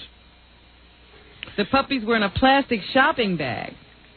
Well, the dog was actually chained on the like on the Grand Central Parkway or something. So that dog was in trouble too. Yeah, somebody had just left the dog on the side of the road and took the puppies and buried them in a plastic bag. Why would you chain your dog to the Grand Central Parkway? I don't know, but actually they didn't bury the puppies. They just put them in a plastic bag. Right. Yeah. They were in a plastic bag. So the mother led this tow truck driver to the puppies. Yeah. And all the dogs were again saved. They're at the North Shore Animal League. So if anybody wants to adopt a puppy. Yeah. So the guy came by to save the dog that was chained, and the dog miraculously brought him over to the bag. Yeah. And which is like kind of weird too, because it was kind of a sad story in the sense that. They said, now the dog and the puppies are together, and what they'll do is let the mother feed them for a while, and then they'll, of course, give the puppies away to different people. Mm-hmm. I just said, Jesus Christ, these dogs really love their puppies. They love these animals. It's kind of sad they give them away, I mean, look how heroic. I mean, the dog would go and dig through dirt to get her stupid dogs, and then we just give them away, breaking up families. It's just not right. Boy, you're out of there. Yeah. You're out of the ballpark on that one. You really think they care about these puppies after they get older? Oh, yes. I saw a Disney cartoon once. And they bust up the family. The dog spent the whole damn movie looking for the kid. You know what? These guys, though, who, put puppies in plastic bags and junk, their next thing is going to be human victims. You know that. It's still one step away. Well, I told you about reports that a lot of these serial killers, their first victims were animals, pets, and yeah, their first kill. Insects. Right. They just seem to want to mutilate everything, and they're just working their way up to people. Right. But it's just interesting to me. You don't want the puppies split up. You'd rather have them stay in the shopping bag? I want to keep families together, Robin. That's my goal. I want to keep families together. All right. Some animal rights kook will start taking up that cause. Keeping families together. Why break up these families? Yeah, right. But, to me, it's very funny because some of these dogs are better parents. Than people. I know people would put their kids in plastic bags and not tell anyone. Look, I told you about the crack mother the other day who had the baby in the toilet, didn't even know. Right. Or what about the woman who sank her kids in that car? Yeah. I mean, I'd rather have that dog as my mother. It's amazing. At least the dog would warn somebody. Yeah, this dog would try to save her babies, not put them in. Well, there you go, Robin. There you go. Something about human nature. Speaking of wives, babies, families, a couple on Long Island decided to get a divorce. And at some point or other, I guess they were planning at one time in their marriage to have some babies by artificial insemination. Yes. And they had the husband ejaculate, I guess is a good word. And then they mated his sperm with some eggs. Right. Now he, after the divorce, wanted to give the embryos, the frozen embryos they had from this experiment, to research. But the ex-wife wanted to keep them in case she ever decides that she wants to have a baby. Should she never get married again, I suppose, and this would be the only opportunity she had, she wanted to keep these frozen embryos for herself. And this was the last detail in working out the settlement between these two. So what's the final agreement, that the woman can keep them? The judge has given the embryos to the mother because it says here that a man loses his right to the procreative process after he ejaculates. I hate to disagree with the judge here, but this thinking is all wrong. Judges are now trying to legislate all this bizarre behavior and this new medical science. The embryo should be destroyed, and that should be the end of it. There is no way that this is the way babies should be made. You got You got me there. I got some stuff growing in a tissue that medical science might want to investigate. Well, you know full well what I mean, Robin. There is no way that you can start. A guy is with a woman. They go ahead in one of these wacko things where they mate the eggs with the sperm. Now the guy decides to get divorced. He's now got to be forced to have children. They're going to call those little things children. You understand what's going on? Children. They're not children. They're They're not even tadpoles. They're frozen embryos. They're nothing. They're dirt. The guy shouldn't. Now the guy's got to go have some kid with a woman he doesn't love. It's wrong. Well, for once, I'm going to agree with you. Of course. The fact that this guy loses control of his sperm once it's out of his body is kind of bizarre. Yeah, well, how come a woman doesn't lose control of an egg once it's out of her body? Yeah. Oh, for God's sakes. Frozen embryo. Where do you ever hear something like that? Why can't they get the E channel where we got frozen embryo? I don't understand it. What the hell are they talking about? It's a very strange thing that why she would want to have his child. Oh, please. Very strange. It is all very strange, Robin. Amy Fisher claims she has been raped while in prison. Oh, that's not funny, Jackie. Hey, the guy has a bizarre sense of humor. Nothing funny about that, and I don't want you laughing. And now she wants to be switched to another kind of lockup, a federal prison. I suppose she thinks she'd be safer there. She's already served 2 years of her 5 to whatever sentence, and says that, she's not being treated very well. Amy Fisher, of course, is the young girl who tried to shoot Mary Jo Buttafuoco in the head because she wanted to free Joey so that he could marry her, I guess. I guess that was her motive. So now she's in jail, and she says she's been raped. How did Joey get in the cell? No, it wasn't Joey, right? No, I don't think he's implicated in this one at all. No. All right, so good for Joey. This time his name is not in it. So Joey's not involved in any way? No. All right, good. He's innocent. That's good. Just imagine if you're over there in Japan and you were involved in this earthquake and you're still trapped under all that rubble. Yeah. And the only guy they're interviewing is Billy Joel. You can't find one Japanese person over there. Do you notice that? Billy Joel all over the news. I admire the courage of these people. Hey, the guy writes songs. Get a Jap on there. Oh, come on. I've seen some Japanese Not people. me. All they're doing is crying. Yes, of course they're crying. Billy Joel is the spokesman for Because they Japan. don't speak English. Billy Joel, Mr. Crisis. Him and Christy.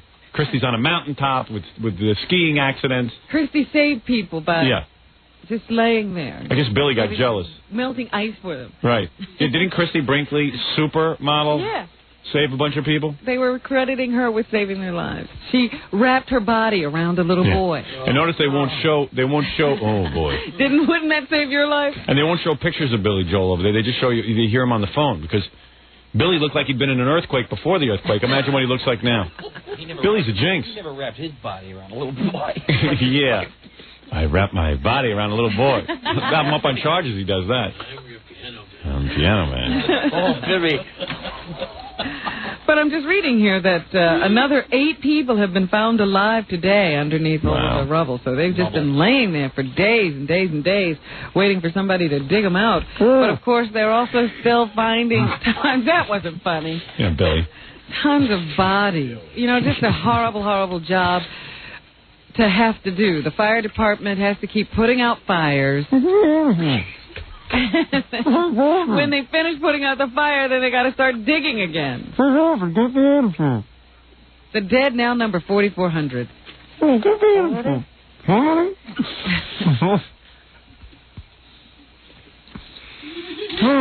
Billy Joel? Where's Billy Joel? That doesn't help me.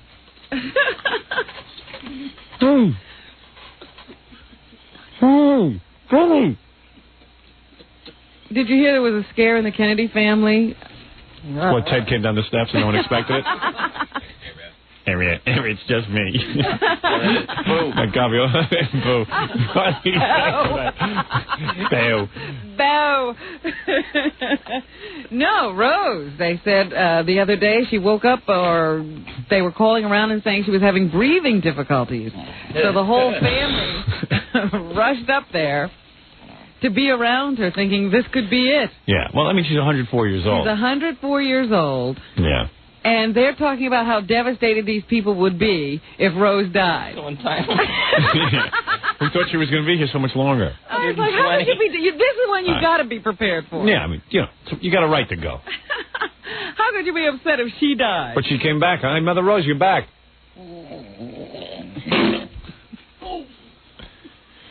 Oh, that's no scare. I know. I couldn't believe the way they were talking about this in the press, that the family would be devastated. Yeah. You know, this would be terrible for them because they just lost Jackie. The family... How are they going to get over if Rose dies? And Teddy would be the worst of all because he's so close to his mother. Yeah, right. The biggest tragedy would be if they ran out of liquor. I mean, where's O'Bar? After the funeral. After the funeral, everyone back at my place for drinks. Everyone over to O'Bar. Irish wake. Every O'Bar. Well, he's on the wagon, right? He said he was going to cut down. He didn't say he was stopping. I have an idea. Funeral. Instead of O'Bar. We'll turn the whole funeral into funeral. Mother Rose will be proud. Oh, dear. The reason I drink is my daddy used to bring home starlets at the party. And my mother had a look at that, and then we all got upset. Made you drink. Yeah, take Mother Rose, get her out of the box and fill the casket with ice and Heinekens. We're having a party. Egg party. What? Egg party. Right. Turn Mother Rose's casket into a cooler? Yes. Every mother would have liked it like that. Plenty of dry ice. Yes. Every mother's casket will be filled with dry ice. And then we will fill with Heinies. Heinekens. Get rid of Mother Rose and buy some 4 roses. Trade in 1 rose for 3 more. And some shrimp. Right. You need something to eat to keep your liquor down. That would be a tragedy if Mother died and there was no liquor. But I think people do appreciate that I have I never did really have a drinking problem. It was reported as such, but I always found plenty of liquor. Right. Well, I just thought it was odd that they could say this would be something they'd be hard to get over. Let the woman go already. Yes. We would have a hard time. Don't be so heartless. I don't think there's a solid bone left in her body. Mother looks like a bird. At this point, she's like a paramecium. Yes. The only civil thing to do is to stick her head in the fan and let her go that way. Just like I did with my parakeet. And they don't want her to go. I love, you can make all the jokes you want, but I want to profess my love. I love Bailey's Irish Cream. Mixed with Bud Light. Mixed with Bud Light? Yeah, I call it the stupid man's drink. It's great. But that's just a little liquor humor. All right, I got to go. Goodbye, Ted. All right, we're going to take a break, and we'll be back right after these. There, this Soundgarden. It's the Howard Stern Show. Here's Howard. There you go.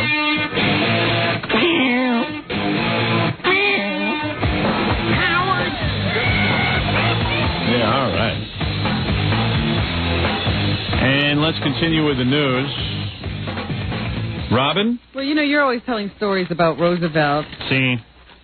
And when things happen out there to explain what your life was really like, I figured we might as well throw Uniondale, Long Island in that mix, too, because that's where Gary grew up. Yeah, Uniondale's almost as bad as Roosevelt. I thought he could shed some light on this story. A 16-year-old Uniondale high school student is being questioned about setting a 15-year-old girl's hair on fire. Where was this, in school? Yes, they were in the lunchroom at 12:40 yesterday afternoon when a boy asked, "What would you do if your hair caught on fire?" Oh, I'd be thrilled. Police say the girl then realized her hair was in flames.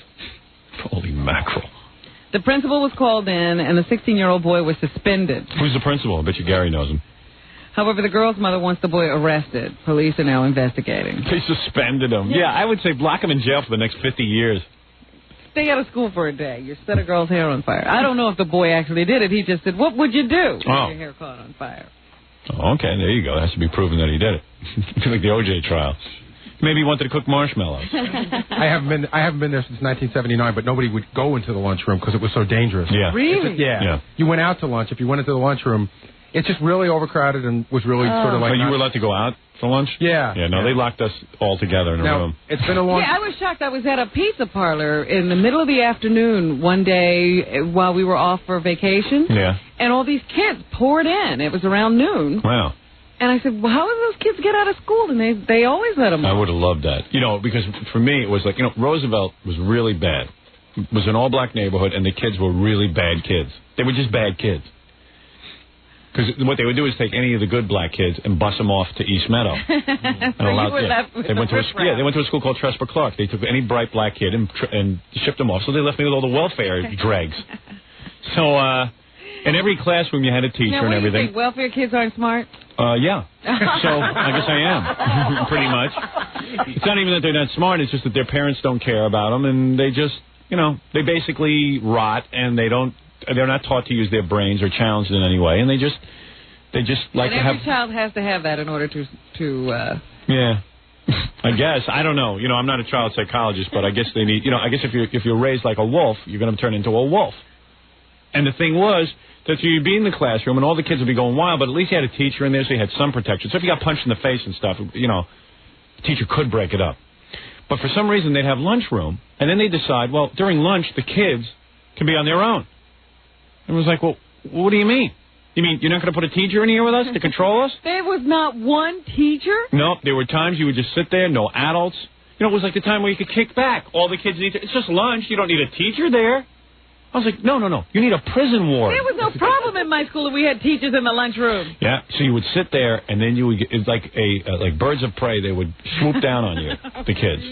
And I remember, I'd get online for lunch. It's like being in the yard at prison. That's what it sounds like. Yeah, you'd get online for... Yeah, it's like, you ever see the prison movies where, like, all of a sudden, like, you're in the yard, and then you're able to stab everyone? In detail, you're pretty okay. Yeah. And in your cell, you're pretty okay. Yeah. But when they go out into the yard... all hell breaks loose. Everyone's on their own. Guys on the mess lines putting knives into their pockets. Yeah, I never understood it. Of course, if you're going to leave the kids alone, they're going to go wild. They knew these kids were wild, but they didn't care. It was lunchtime. Hey, you got to relax. We don't need a teacher to teach someone how to eat lunch. And boy, they didn't. And then I would... so I got online, and I had my 35 cents. It was 35 cents for school lunch, for your hot lunch. And I wouldn't even get to order my hot lunch because I'd be online and a guy would shake me down and take the money out of my sock on the line. They'd pull your shoe off and take it out of your sock because they knew your money was in your sock. Was that every day? Every day. I never got hot lunch. How could you stand it every day? And then I had friends who brought bag lunches, and then the kids would just swipe the bag lunches. I couldn't stand it, but my mother was being a liberal, and of course, she had a great life going. Paid no attention to my life. It had nothing to do with her. What was No. Oh, no. She was fine. Affect her. No, not at all. No, she was having a very pleasant life while I was being tortured. And then once in a while, you would manage, like if a teacher would walk by, you'd manage to order your lunch. But that didn't stop anybody because I told you, as soon as you get hot lunch was like this brick of a pizza and some salad on the side. And the kids would just come and swipe your pizza. And then actually with one hand, take your salad and go, hey, Stern, you got some salad? I go, yeah. And then, whoosh, with the hand and just scoop it up and put it in his mouth. The only thing I want... And the white kids look like the Africans. We never ate. There was a few of us. But... kept your weight down. Oh, boy. Oh, boy. No weight problems there. I used to get home. My mother would have to give me like 90 boxes of chocolate cookies and milk because I'd be starving. You couldn't wait and hold out till dinner. Yeah. The only thing I wanted to add about the lunchrooms in that my high school were there was a cafeteria in the middle, and still is, and there's 2 lunchrooms on each side. And when I was there, it was, I mean, it didn't have signs over it, but there was the black lunchroom and the white lunchroom. Right. And it just was that way. So. Oh, you're lucky. You mean they made a white lunchroom? Yeah, well, they didn't make it. I would have been in there alone. It wasn't like they didn't make it. It's just everyone knew which one was which. Right. You went, yeah. Way to go. Did any like nerdy black kids sit in the white lunchroom? No, not at all. But what it was, there would be a couple of white people that would sit in the black lunchroom. Right. And that was always, sort of nutty. Sort of nutty. Like if you were like we're into danger and stuff. You go in there. Right, yeah. Hey, I'm going to sit over there. Groups didn't want, all of a sudden, every once in a while say, let's have some fun. Let's go into the black lunchroom. But it was funny because the black... the whores and sluts would go sit in there, right? Daniel Carver would be upset. But the black lunchroom was a bunch of cool people, like the black people that went there that were cool, but the white lunchroom was all the nerdy kids who were didn't have a car and couldn't get off of high school, to get out. They were like the real dweebs of the school. Well, yeah, all white people are nerds. Anyway, so I see all these movies, Spike Lee movies. White people are stupid. So anyway, I understand the Uniondale situation, but that's pretty wild. Lighting someone's hair on fire. Wow. The wonders never cease. Throw the kid in the pot, eat her for lunch. After you cook her. At school, it's a trauma center. It's a trauma center. Well, that's what I say. I don't know how people could get up in the morning and send their kids off to school. Oh, man. I know, if that's where they're going. I don't know. My mother was weird. It's not so bad. You were making more of it than it was. Yeah, I mean, exaggerate. Yeah, you exaggerate. I go, Ma, you're not there. What do you mean I'm exaggerating? Why would I exaggerate? Someone took your lunch. So I want what? Oh, befuddled. It's not so bad. Shave your head. They won't be able to set fire to it. Look at the bright side. They, them. Whatever. Fair. Oh, Howard. I hear a voice in my head, Robin. I don't know if you can hear it, but... Oh, my God, it's a voice. Would she hit you with something like that when you try to tell her these stories? No, yeah. Like, how could you make up something like that? You know what? Pay attention to your studies. Like I'm not paying attention. That's the problem. You're mixing in and Following in self-pity. Yeah, right, yeah. Oh, for God's sake. I went to school in a very, very poor neighborhood. We had one pair of underpants. I was like, yeah, we're in a poor neighborhood. You're getting your ass kicked. I should have set fire to my mother's hair. I really believe it's a different world up here than the one I lived in. Bet. You guys were groundbreakers. Yeah, oh, yeah. My mother was way ahead of her time. Yeah. Groundbreakers. My head was being smashed into the ground. I broke a lot of ground. What else you got there, Robin? Anything interesting? You were asking me the other day whatever happened to Jim J. Bullock. Oh. The guy who used to be on the new Hollywood Squares. Absolutely, Jim J. Bullock. Well, he and Tammy Faye Baker, the former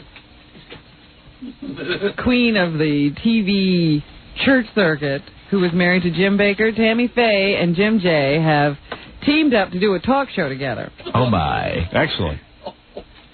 They've been doing run-throughs at Fox Studios in Los Angeles. I'd kill to see that show.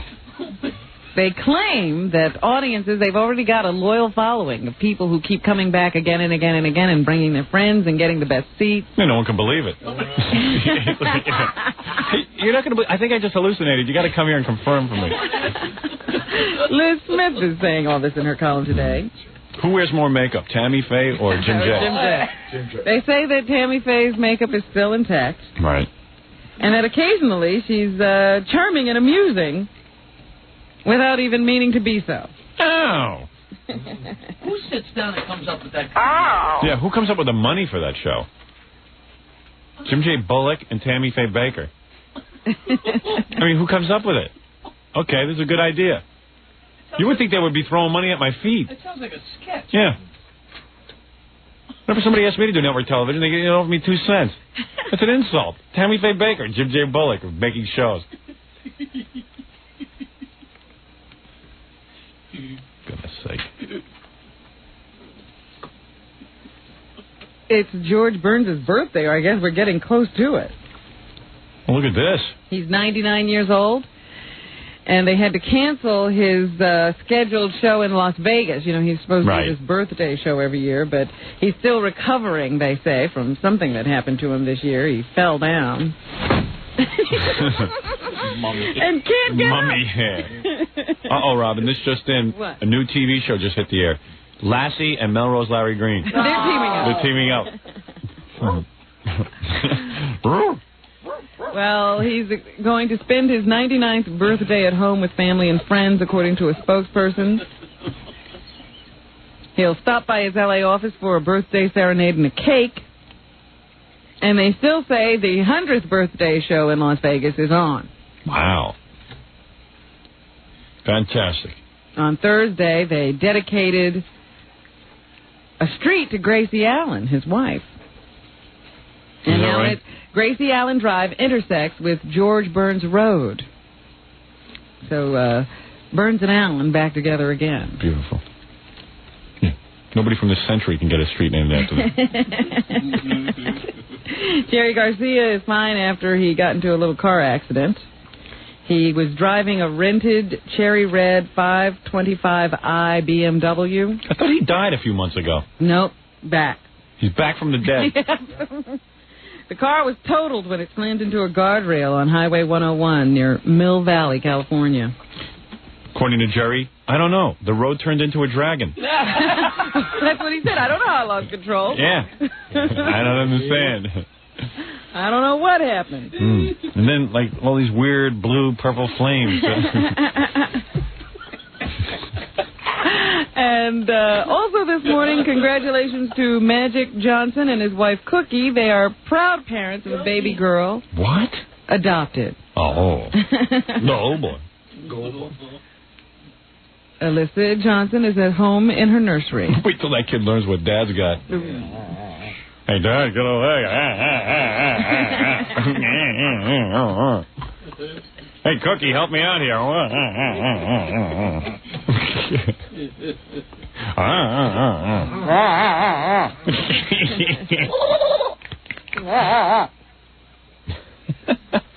And finally this morning... What's Dad got?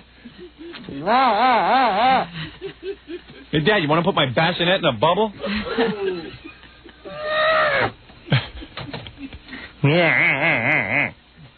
Let's get out of here. You know, age can be transmitted that way. Oh, yeah. All right, you live with them then. Better off with OJ. From Kuala Lumpur, we get this story.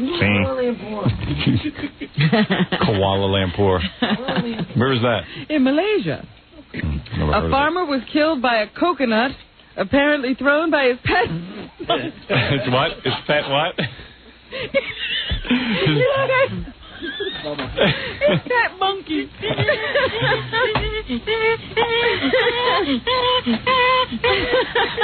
The 76-year-old man was waiting below a tree on Tuesday to collect a coconut that his monkey was trained to pluck from the tree. When one hit him in the neck, breaking it.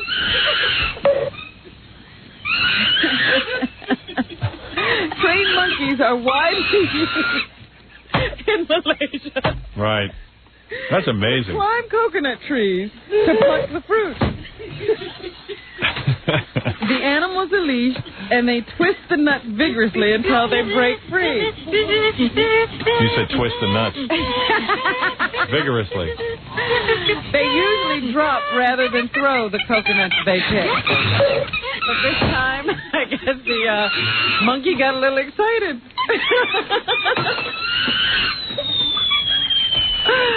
So that's what's happening. Wow.